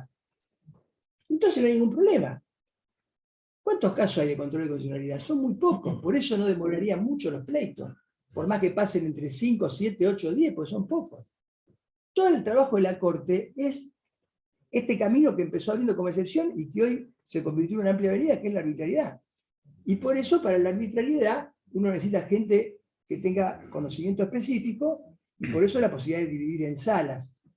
Ahora, para el control de constitucionalidad, que es donde me requieren una Corte, que son los casos muy pocos, yo puedo entonces tener el funcionamiento en pleno, y hay trámites que pasan en otros países. En otros países, para acelerar el tratamiento de los casos, evitar eso que decía Maximiliano con razón, de que pueda demorarse, ¿qué hacen? Tienen un juez ponente, un juez relator, que elabora un proyecto al cual los otros directamente van adhiriendo o bien haciendo su posición diferente. Pero me da la impresión de que la discusión hay que darla. Yo no conozco los proyectos, por eso tampoco creo que este es un tema de federalismo. Más allá que en los 160 años de la Corte Nacional, la mayoría de sus integrantes fueron porteños, este es un dato histórico. Pero no es un tema de federalismo, los gobernadores que designan a los miembros de la Corte... Los jueces federales de primera instancia también porteños, aparentemente. Pero ¿qué quiero decir? No me parece que sea ese un argumento de los gobernadores, las provincias. Sí me parece un tema de ingeniería institucional. Tenemos problemas serios en la justicia federal. Tenemos problemas serios en las justicias provinciales. Los poderes judiciales son muchos, son diferentes, necesitan diagnósticos desagregados. No es lo mismo Santa Fe, no es lo mismo Rosario que Reconquista. No es lo mismo Rosario que Rafaela. No es lo mismo Santiago del Estero que Córdoba. De modo que para pensar la reforma hay que también tener diagnóstico, digamos, particularizado por cada una de las regiones. Ahora, hay problemas comunes, hay problemas estructurales, y me parece que esos son los problemas que evidentemente nos generan tanta pérdida de credibilidad y de descrédito. Porque además no tenemos lo que la Constitución pide, que es un proyecto de justicia pública. En general, la justicia argentina es una justicia secreta. Los jueces civiles, laborales, la Corte trabajan escondidos adentro de grandes departamentos, nadie los ve. Y no ese es el proyecto de nuestra Constitución. El proyecto de nuestra Constitución no es el proyecto bonapartista, es el proyecto de la Revolución Francesa. Una justicia que dé la cara. Y para dar la cara tenemos que tener sistema de audiencias públicas. Una Corte Constitucional con sistema de audiencias públicas solo limitado a casos de control de constitucionalidad, ¿cómo no va a poder hacer no va a poder discutir o por lo menos deliberar de esa manera? Por eso me da la impresión de que el tema amerita una discusión Sí, por supuesto. por fuera de la Perdón. coyuntura política. Te agrego algo. Aparte de la arbitrariedad, la Corte también entiende en cuestión federal, no solamente en También es cuestión federal, constitucionalidad. es verdad. Que la cuestión federal hace que si hay una resolución del Ministerio X en donde tengo que interpretar, por ejemplo, si en un caso concreto, Sí. ¿qué significa más de 60 años? ¿Tener 60 años o tener 61? Esa discusión llega a la Corte por cuestión federal. Simple. Sí, Cuestión federal simple. No hablemos de discusión de si había sí. inconstitucionalidad, había arbitrariedad, pero ¿qué es tener más de 60? Y Maximiliano, en el tema de la arbitrariedad hay que tener presente que ninguna ley le dio la arbitrariedad a la Corte, es No, creación eso por pretoriana. interpretación propia. Y una ley va a poder sacar la arbitrariedad No. a una atribución que se dio a No, la Corte. porque la Corte, Ahí si tenemos. vos le pones una ley que le sacara arbitrariedad, igual correr el riesgo que la Corte se No. la vuelva a Y autoatribuir. claro, y precisamente porque ese es el origen. Igual que muchas instituciones de Argentina, a ver, la mayoría, toda la génesis, el cimiento de la estructura normativa del Poder Judicial, no se enteró que en el año 1994 se modificó la Constitución. ¿Sí? ¿Cuál es la base, digamos, la losa? El decreto 1285 del 58, un decreto de un gobierno de facto, es el que sigue vigente hasta el día de hoy. De hecho, la ampliación o no de los miembros de la Corte es la modificación del artículo 21 del decreto 1285 del 58. No se enteró tampoco este decreto ley de Onganía, ¿no? El amparo. Primero, creación pretoriana, Siricot en el 57, es decir, no había necesidad de ninguna ley al respecto. Es lo que decía Morelo, ¿no? El gran jurista y el gran recordado Morelo, que es la Corte. La Corte es un tribunal de garantías, la Corte es un tribunal constitucional, la Corte es un tribunal de casación. Sí, sí, sí, es todo eso y mucho más. Es eso, ¿cómo se limita a un órgano tan omnipotente? ¿No? No, pero vos tendrías dos formas simples también de limitarlo. Si vos le querés sacar la arbitrariedad, lo limitás con dos modificaciones más. Le sacás el 280. Bueno, eso sí. A partir de ahí, Estamos de vos acuerdo en decís, esa, bueno, ¿no? sí. Levante la mano el que no sufrió alguna vez una planchita del Y le 280. fijás un plazo para resolver. Claro, no tiene plazo. Bueno, Con esas dos cuestiones, vos decís, solo va a aceptar no tener... es un cambio sideral. Otra cuestión, y para que no nos vayamos al tema, lo que es, por ejemplo, el sistema holandés. Holanda, por el artículo 120 de la Constitución holandesa, tiene prohibida la Corte, y cualquier juez, evidentemente, de instancia inferior, declarar la inconstitucionalidad de leyes y tratados. ¿Sí? Puede declarar inconstitucional un decreto. Pero sí tiene el control preventivo de constitucionalidad. Argentina ensayó eso, siempre ensayamos cosas nuevas y traemos, ahí sí trajimos este tema de Holanda cuando fue el famoso tema de si el Congreso, el Senado podía sesionar en vía remota, si era válido Sí. el concepto de recinto, si podía acceder y podía ser por Sí. Zoom o por un sistema remoto. Bueno, eso fue un control preventivo de constitucionalidad, porque no hubo un caso concreto, no hubo una ley que se dictó y que alguien la impugnó y llegó a la Corte. Entonces, innovamos permanentemente, todo pretoriano. Pero bueno, esa es una buena iniciativa. El institucionalizar el control preventivo para determinados casos evitaría después posteriores cuestionamientos, en fin.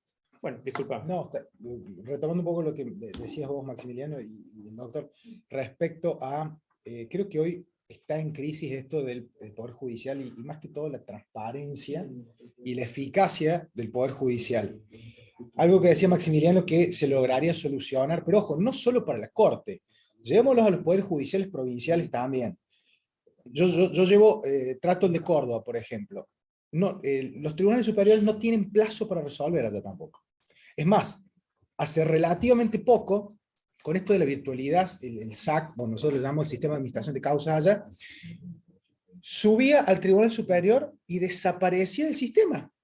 No sabías dónde estaba. Era la nebulosa misma. Hasta que, bueno, se cargó, ahora se ve, pero no hay plazos para resolución de las causas. Yo creo que una gran solución es lo que dice Maximiliano, modificar, sacarle el certiorari, punto, y poner plazos para resolución. Esto creo que allanaría mucho esta cuestión. Y también el tema hoy de la... ¿Y con qué sanciona el plazo? Porque vos le pones plazo, bueno. Y ahí funciona el Consejo de la Magistratura, el Jurado de Enjuiciamiento. Si se mantiene el tipo de funciones que tiene la Corte hoy, uno le saca el 280, le pones un plazo, ¿cómo hacen 4 cristianos para abordar 17.000 casos en el año. Por eso, tenés que O sea, descomprimir. eso a través de- claro, hay que ir a sacar la realmente arbitrariedad sacar la y arbitrariedad. le pones a otras dos cosas. Entonces, si reafirman su Ahí sí. arbitrariedad, que sepan.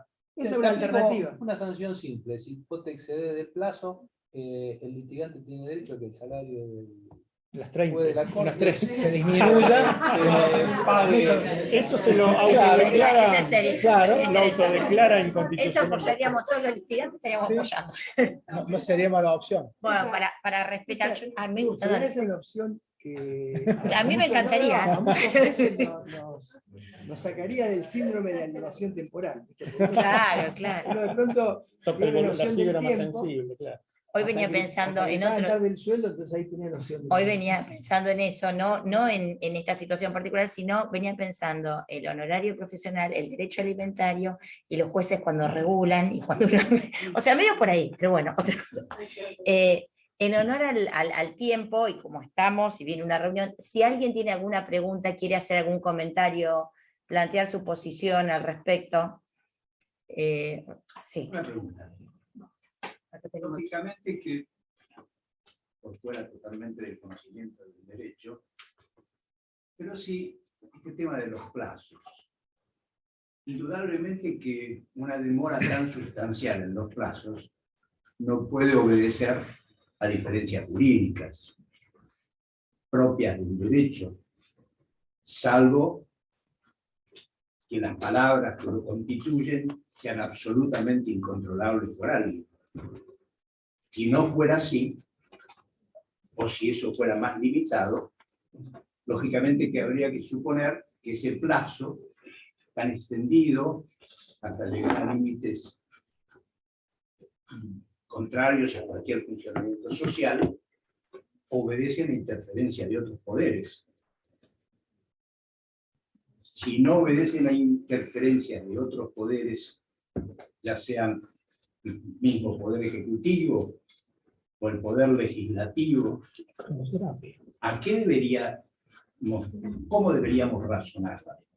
Es que no todo, cuidado que no todo en la Corte son aspectos, estamos hablando de 20.000 causas, de las cuales hay a lo mejor 5 en el año que pueden interesarle porque hay alguna causa penal contra algún funcionario o porque hay alguna cuestión política en el medio, que esas son las que realmente se resuelven más rápido.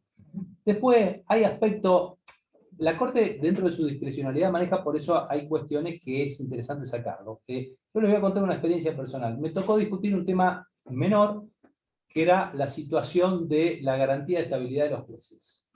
Específicamente un caso por un juez de acá de la provincia.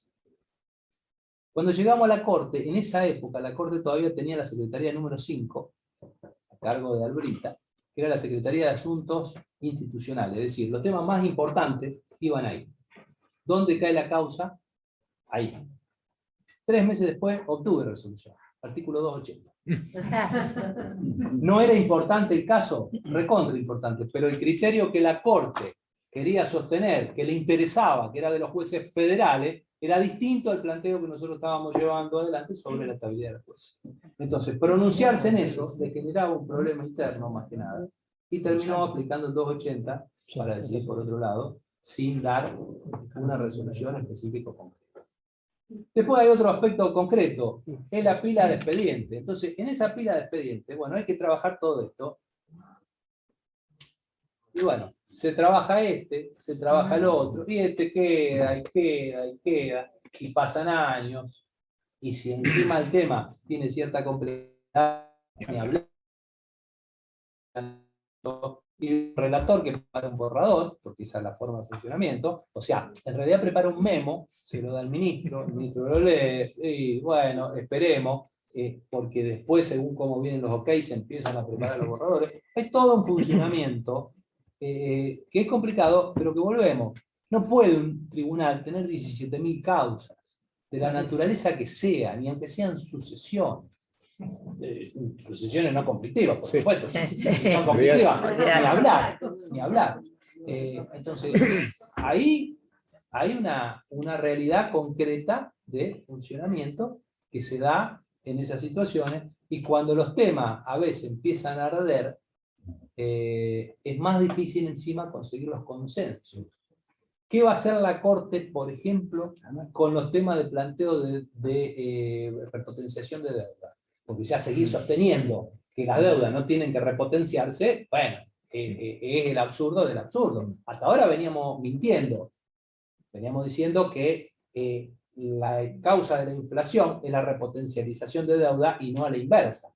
Bueno, ya ese cuento no va más. Hay que tratarlo. ¿Cómo hacerlo? ¿Cuándo esperamos? ¿Cuándo van a estar los consensos por esa situación? Porque todos ven que apela hoy una causa, lo que se le resuelve en Cámara es mucho más perjudicial que lo que le salió en primera instancia.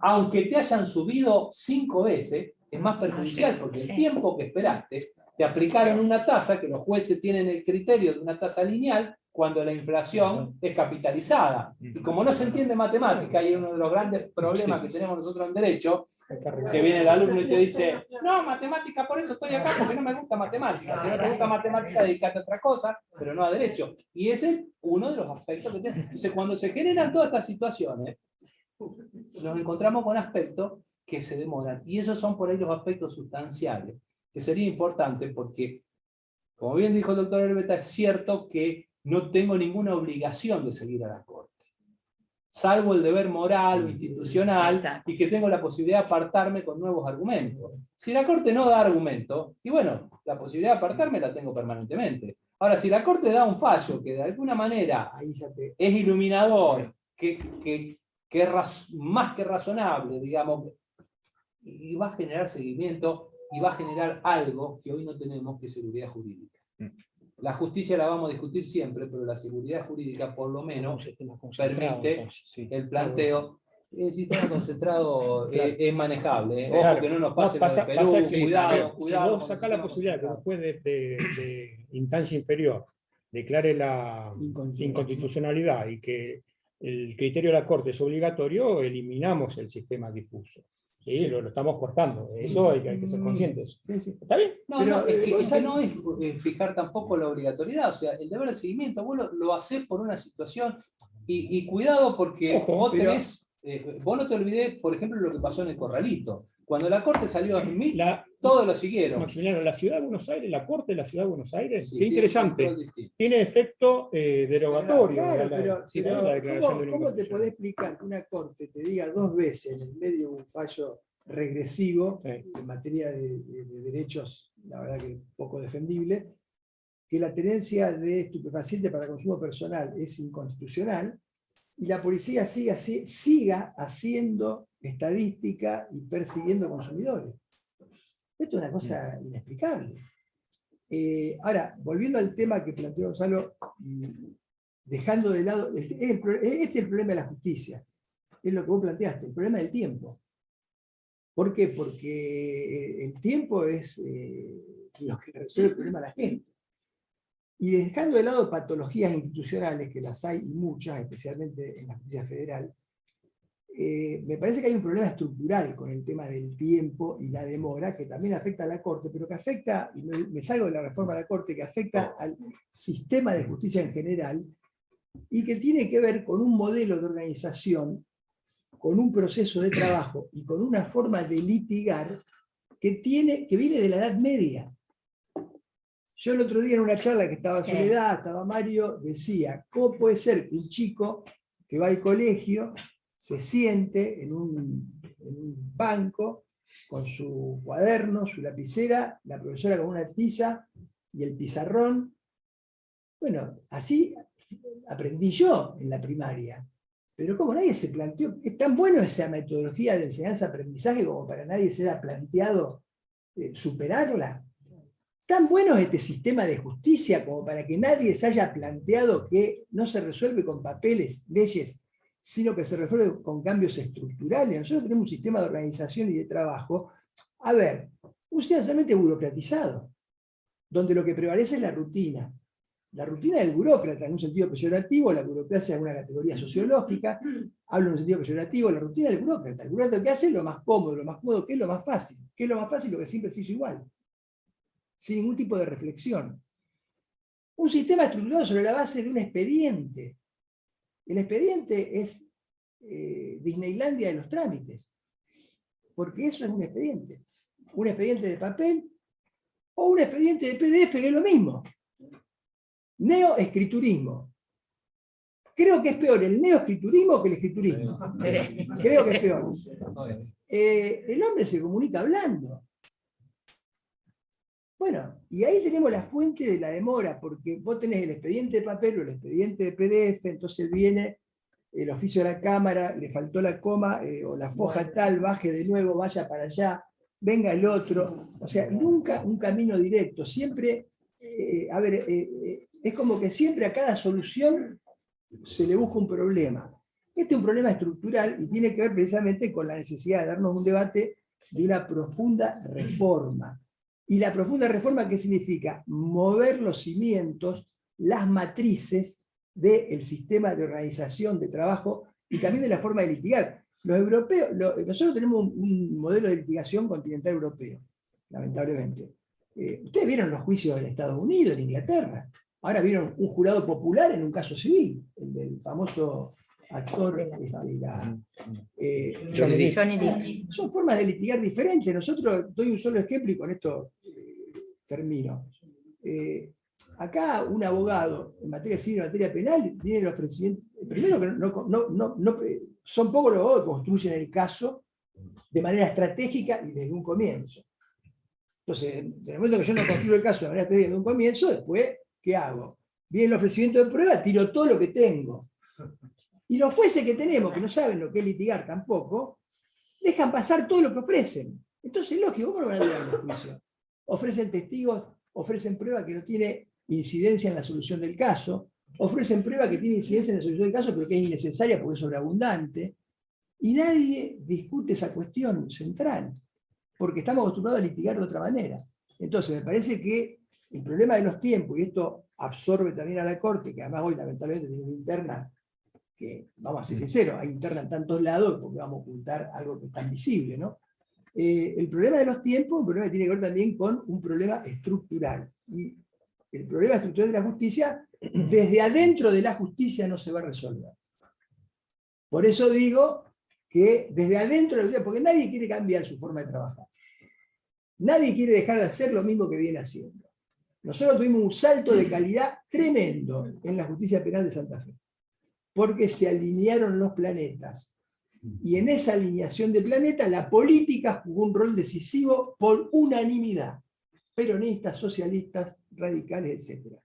Y eso posibilitó un cambio social que fue muy importante y cuyos resultados no son mejores, en el caso de Rosario, no son mejores, y tiene muchos problemas y dificultades y debilidades, pero tampoco son mejores porque tenemos una ciudad con una dinámica de la violencia y de la conflictividad única en la Argentina. Porque si nuestra justicia penal de Rosario, con nuestros fiscales, nuestros defensores, nuestros jueces, tuviera la conflictividad de Córdoba, esto vendrían los ingleses a ver cómo funciona. Y de hecho, el CEJA y los organismos internacionales, hoy recibimos una invitación de la Corte, vienen a hacer toda la capacitación para América Latina. ¿Qué lugar eligieron para hacerlo en materia penal? La Justicia Penal de Rosario, la ciudad de Rosario, la Facultad de Derecho y nuestros tribunales. ¿Por qué? Porque es un tribunal donde vos tenés entre 60 y 70 audiencias orales por día. No tenés que organizar nada. Cualquier día que llegues, vamos, y tenés una audiencia. De esto, de lo otro. Entonces, ahí se dio un cambio que hay que preservarlo y hay que cuidarlo, que se está distorsionando, porque el otro día yo decía, es pasar de un Fiat 600 a un BMW, pero claro, si el tipo que maneja el BMW no sabe, se estrella igual, ¿me explico? Y en general las distorsiones de las buenas herramientas son producto de las malas prácticas. Entonces por eso hay que estarle encima. Pero creo que este es el gran desafío que tenemos pensando en la justicia. Y esto es lo que vio Alfonsín. Alfonsín, la gente no lo recuerda, obviamente, lo recuerda por ser el padre de la democracia y por haber sometido, el único que sometió a juicio a los terroristas de Estado, o sea, pero por debajo de eso, obviamente, y en un menor nivel de valoración, Alfonsín tenía una idea muy clara del problema de la justicia y del problema de la seguridad, y había advertido, ojo, porque el delito cambió su lógica. Hoy atrás de todo el delito hay una lógica económica. Hoy se empiezan a generar mercados ilegales, economías delictivas, entonces hay que abordarlo desde otra perspectiva, no era el hecho puntual, aislado, interpersonal, propio de otras épocas. Bueno, lamentablemente él no pudo profundizar estos desarrollos y después, obviamente, no ganó la elección, ganó Menem y no quedó trunco. Se puede debatir con los penalistas de la Corte. Bueno, hay bastante, entonces, para seguir moviendo y conversando. Y bueno, yo les agradezco. No sé si alguno tiene alguna pregunta. Son las 19:10. Bien, bien. Bien. Tristan. Es cierto que se está hablando mucho de los procesos por audiencia y que probablemente el derecho penal tenga algunos buenos resultados. El derecho penal funciona el principio de oportunidad, funciona el acuerdo de juicio abreviado, situaciones que le sirven de filtros. Ahora, yo quisiera saber cómo funcionaría la justicia penal si todo fuera el juicio y todo tuviera que resolverse. Entonces, creo que cuando hay una cantidad enorme de procesos en trámite, no hay una manera de resolverlo realmente, si no limitamos la llegada a juicio. Limitando la llamada a juicio es imposible tramitar 100.000 causas, es imposible. Pero que no hay 100.000 causas. En materia civil, si querés te doy los datos, la carga de trabajo es superlativamente inferior a la materia penal con principio de oportunidad. En un juzgado civil de distrito de Rosario, estamos hablando de juzgado civil de distrito de Rosario, digo para aclarar esto porque para hacer reformas judiciales uno tiene que tener mucho diagnóstico y mucho insumo. Un juzgado civil de distrito de Rosario hoy tiene solamente 90 procesos de conocimiento por año, en los cuales se abre la causa prueba en la mitad. Y eso explica que haya 35 a 50 sentencias de fondo por año por cada juzgado civil. Porque lo demás, lo que completa los 550 expedientes que entraron en el año 2021 por cada juzgado, porque hay 300 que son sucesiones que van a la oficina de proceso sucesorio, que está tratando de mejorarse porque, ¿qué pasa? Le mandan todas las sucesiones, pero le dejan a los juzgados toda la estructura que tenían antes. Le sacaron 300 expedientes. De los 500 expedientes que tiene un juzgado civil de distrito, no hablemos de circuito, porque el circuito es trámite puro, de los 500 expedientes que tiene un juzgado civil de distrito, 90 son procesos de conocimiento y todo lo demás son ejecutivo en rebeldía, información sumaria. Es decir, el cálculo de un sistema de audiencias públicas en la estructura que tiene la Justicia Civil de Rosario te daría un promedio de 2 a 3, a 4, a 6 sentencias por semana por juez, con más jueces que el Colegio de Jueces de Primera Instancia Penal, que tiene 70 audiencias por día. Esto lo discutimos con datos en la mesa. Sí, es cierto, pero... Va a ser más cómodo, ¿viste? El papel, porque el papel también te favorece al abogado. Yo trabajé 30 años abogado. Para mí también el expediente de papel me gusta, porque, le llamo al colega y digo, aguantame un poco. Tengo que ir de viaje. Toda oralidad tampoco es la solución porque no, se pierde un montón de aspectos. Sí, por lo menos demanda y contestación tiene que ser. Por supuesto. Fijar en una audiencia. Demanda, contestación, y con la prueba piloto ha permitido reducir la trazabilidad de los juicios civiles. Gracias por la posibilidad de hablar. No, perdón. Se picó. Perdón, somos democráticos, pero no tanto. Perdón. No, lo que quiero decir, lo hemos visto y también es cierto que hay muchas de estas estadísticas que no han sido bien tomadas, lo estamos experimentando y la prueba es que se pensaba que se iba a publicar una audiencia un mes y está jugándose 90 días, 120, y ya no es tan así. Digo que la manera, y además no todo es posible procesar, porque la manera de comunicarse oralmente es muy importante, pero también es una manera de pensamiento muy fugaz y muy rápido. Porque la verdad, si uno quiere entender algo, no ve un video, lee un libro, es muy, muy diferente. Entonces hay que ver también, no es lo mismo cuando choca una persona de atrás o se pasa un semáforo en rojo, que hablar de un problema complejo sobre lo que quieran, un problema de quiebra, un problema societario, un problema de cuasi filosófico, como puede ser una cuestión de género, lo que sea. Se requiere una reflexión mucho más profunda que solo puede dar la lectura. Entonces esto habría que estudiar bien porque se dicen muchas cosas que a lo mejor se ha hecho, se ha estudiado, se ha hecho todo un estudio, una experiencia piloto, que no fue tanto como para averiguar qué pasaba, sino como para justificar lo que de antemano se quería. Entonces lo que se pretende es llevarnos a una oralidad hablando de los procesos americanos, los procesos de common law, cuando también ellos están muy en crisis y tienen un sistema donde realmente tiene una justicia carísima, donde menos del 5% llega a juicio y debe transarse porque es imposible pagar los costos que tiene esa justicia. Entonces me parece que yo daría una crítica, me gustaría que tuviéramos un debate mucho más amplio a la hora de hablar de los procesos de transformación de la justicia, ¿cierto? Como también, porque si no estamos hablando un poco en el aire, como por ejemplo ahora nos está pasando con esto que ustedes están comentando. Yo me estoy enterando, no sabía, César, vos pusiste sobre la mesa un montón de proyectos muy interesantes, y yo digo, me están hablando de tantas miles de causas, y estamos discutiendo si queremos 5, 7, 11 o 15. En cualquier caso, es imposible.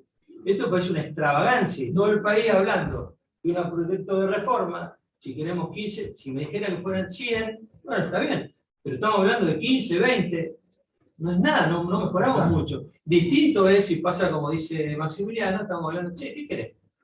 Vamos a sacar al vamos a estar nosotros para el control de constitucionalidad y vamos a hacer un tribunal, digamos, de última instancia en materia de arbitrariedad. Bueno, ahí sí, y ahí una vez que yo tengo un objetivo final, yo puedo decir, en función de ese fin que quiero, voy a aplicar los medios. Pero si ahora me estamos hablando de ya, poniendo todo el país para hablar si queremos 15, y cuando tenemos, ¿qué ganamos?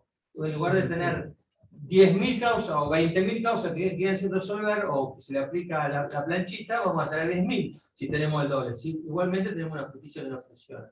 Por eso me parece toda una suerte de no estoy hablando de lo que ustedes están diciendo, simplemente digo yo. Me parece que es una extravagancia hablar de, es como que se está hundiendo el Titanic y estamos viendo qué vamos a comer esta noche.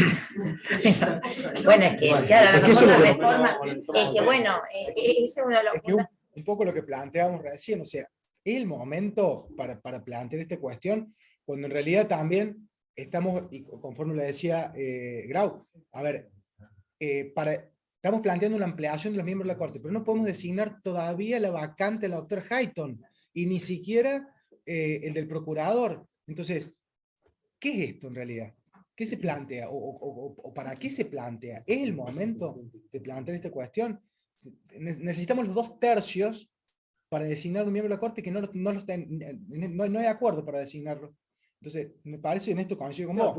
Pero cuando un gobierno tiene los 2/3 y lo designa, como ha ocurrido en la Argentina actual, en algunas ciudades autónomas de Buenos Aires o en Jujuy, no hay problema. Entonces, para discutir esto hay que esperar que cambie el gobierno, porque el argumento de que nunca es oportuno es el argumento para no discutir. Esto debe quedar claro. Y la justicia me parece que viene mal desde hace mucho, como para que sigamos postergando la discusión. Yo no estoy diciendo, yo tengo mi propuesta, obviamente.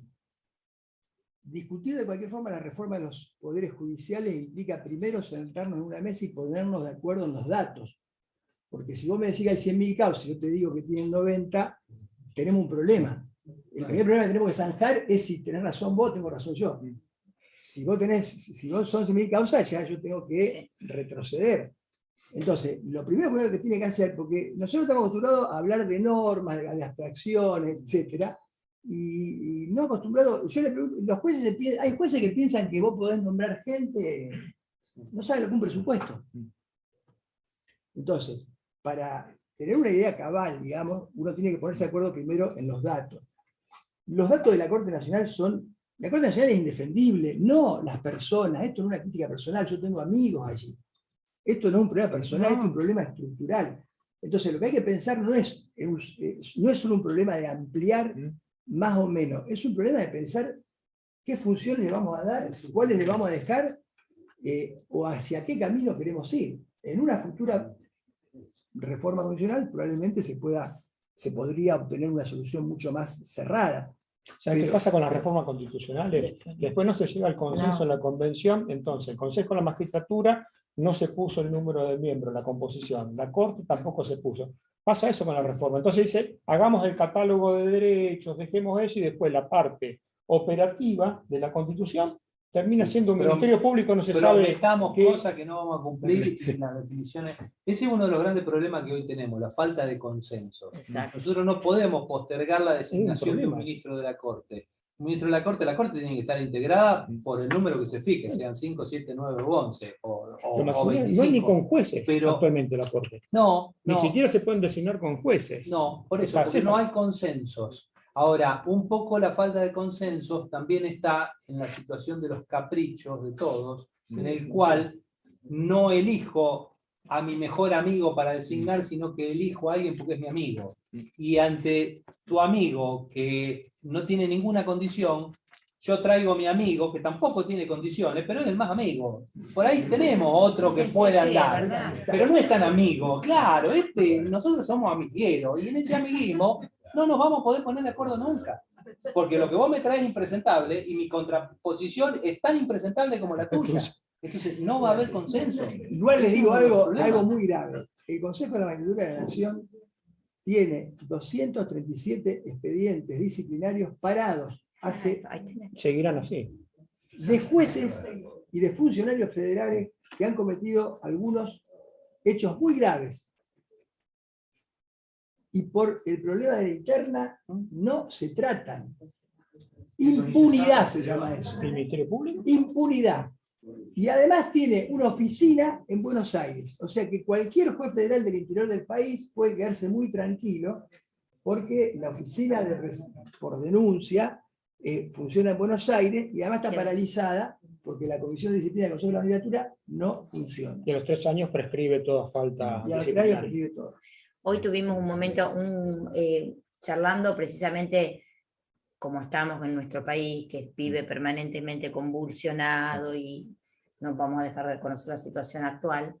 Son estos los momentos de tratar y yo decía, bueno, pero si esperamos que estemos como tenemos que estar, no tratamos nada. No, es que No avanzamos más, entonces No, es que cuestionando. hay alternativas, traer Soledad. los Hay temas. alternativas. Por ejemplo, el tema de la ampliación. No hay consenso para, supongamos que sea 11, 15, el número que sea.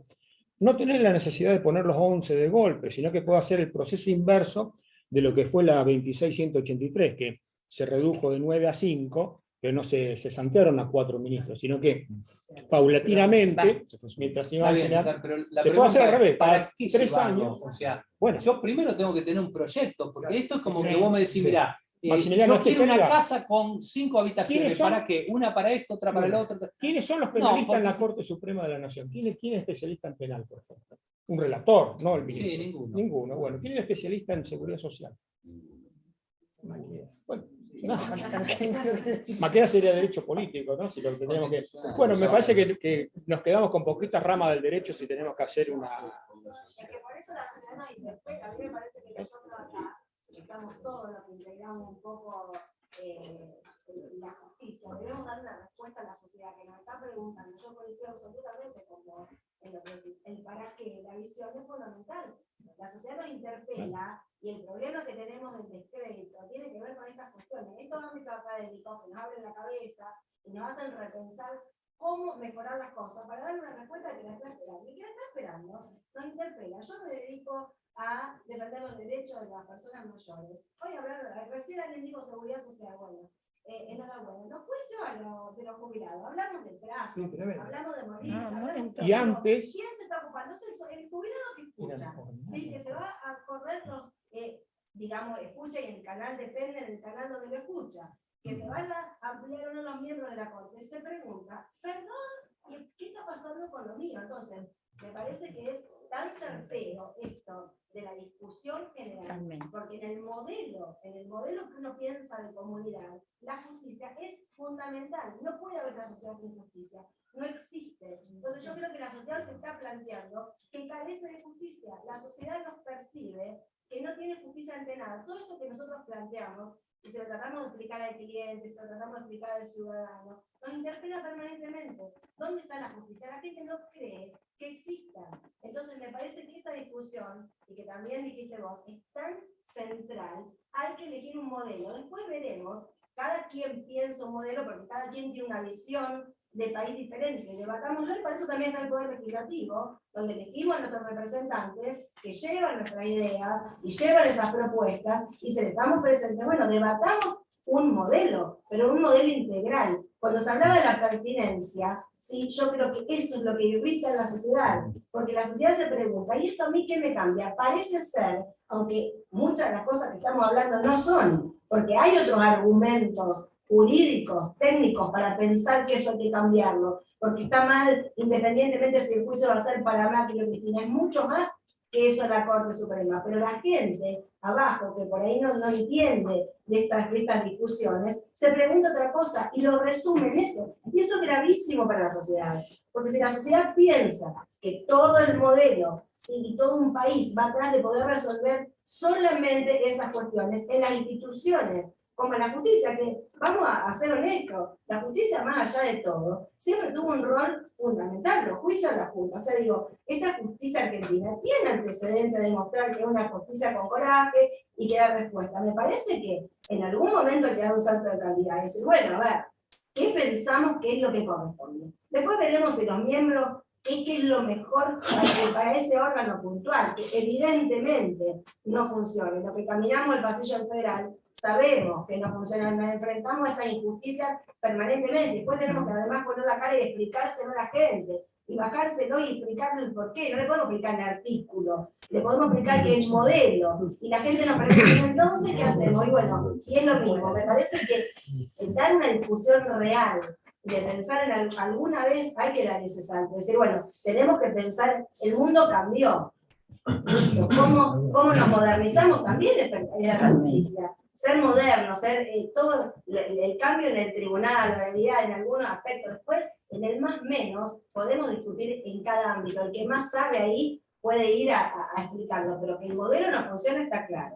Que la sociedad no está conforme porque no recibe, no es una cuestión caprichosa, no recibe el derecho al consumidor, no recibe nadie en el ámbito de justicia. Nadie encuentra, bueno, que es lo primero que nos enseñaba Ciro en la facultad, ¿no? La definición de justicia, si la volvemos tantos años para atrás, nos damos cuenta que nosotros mismos, que estamos en esto y le ponemos todo, porque nadie duda de eso, podemos conseguir que funcione. Entonces me parece que tiene que haber alguna vez una idea de repensar eso, por lo menos de lo que estamos en el ámbito, y decir, no va más. Bueno, ¿cómo? No sé.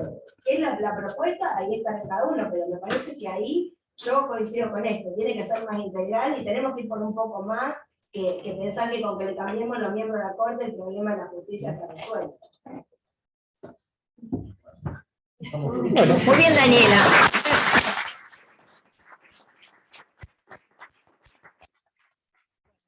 Si nadie tiene ningún otro aporte para hacer.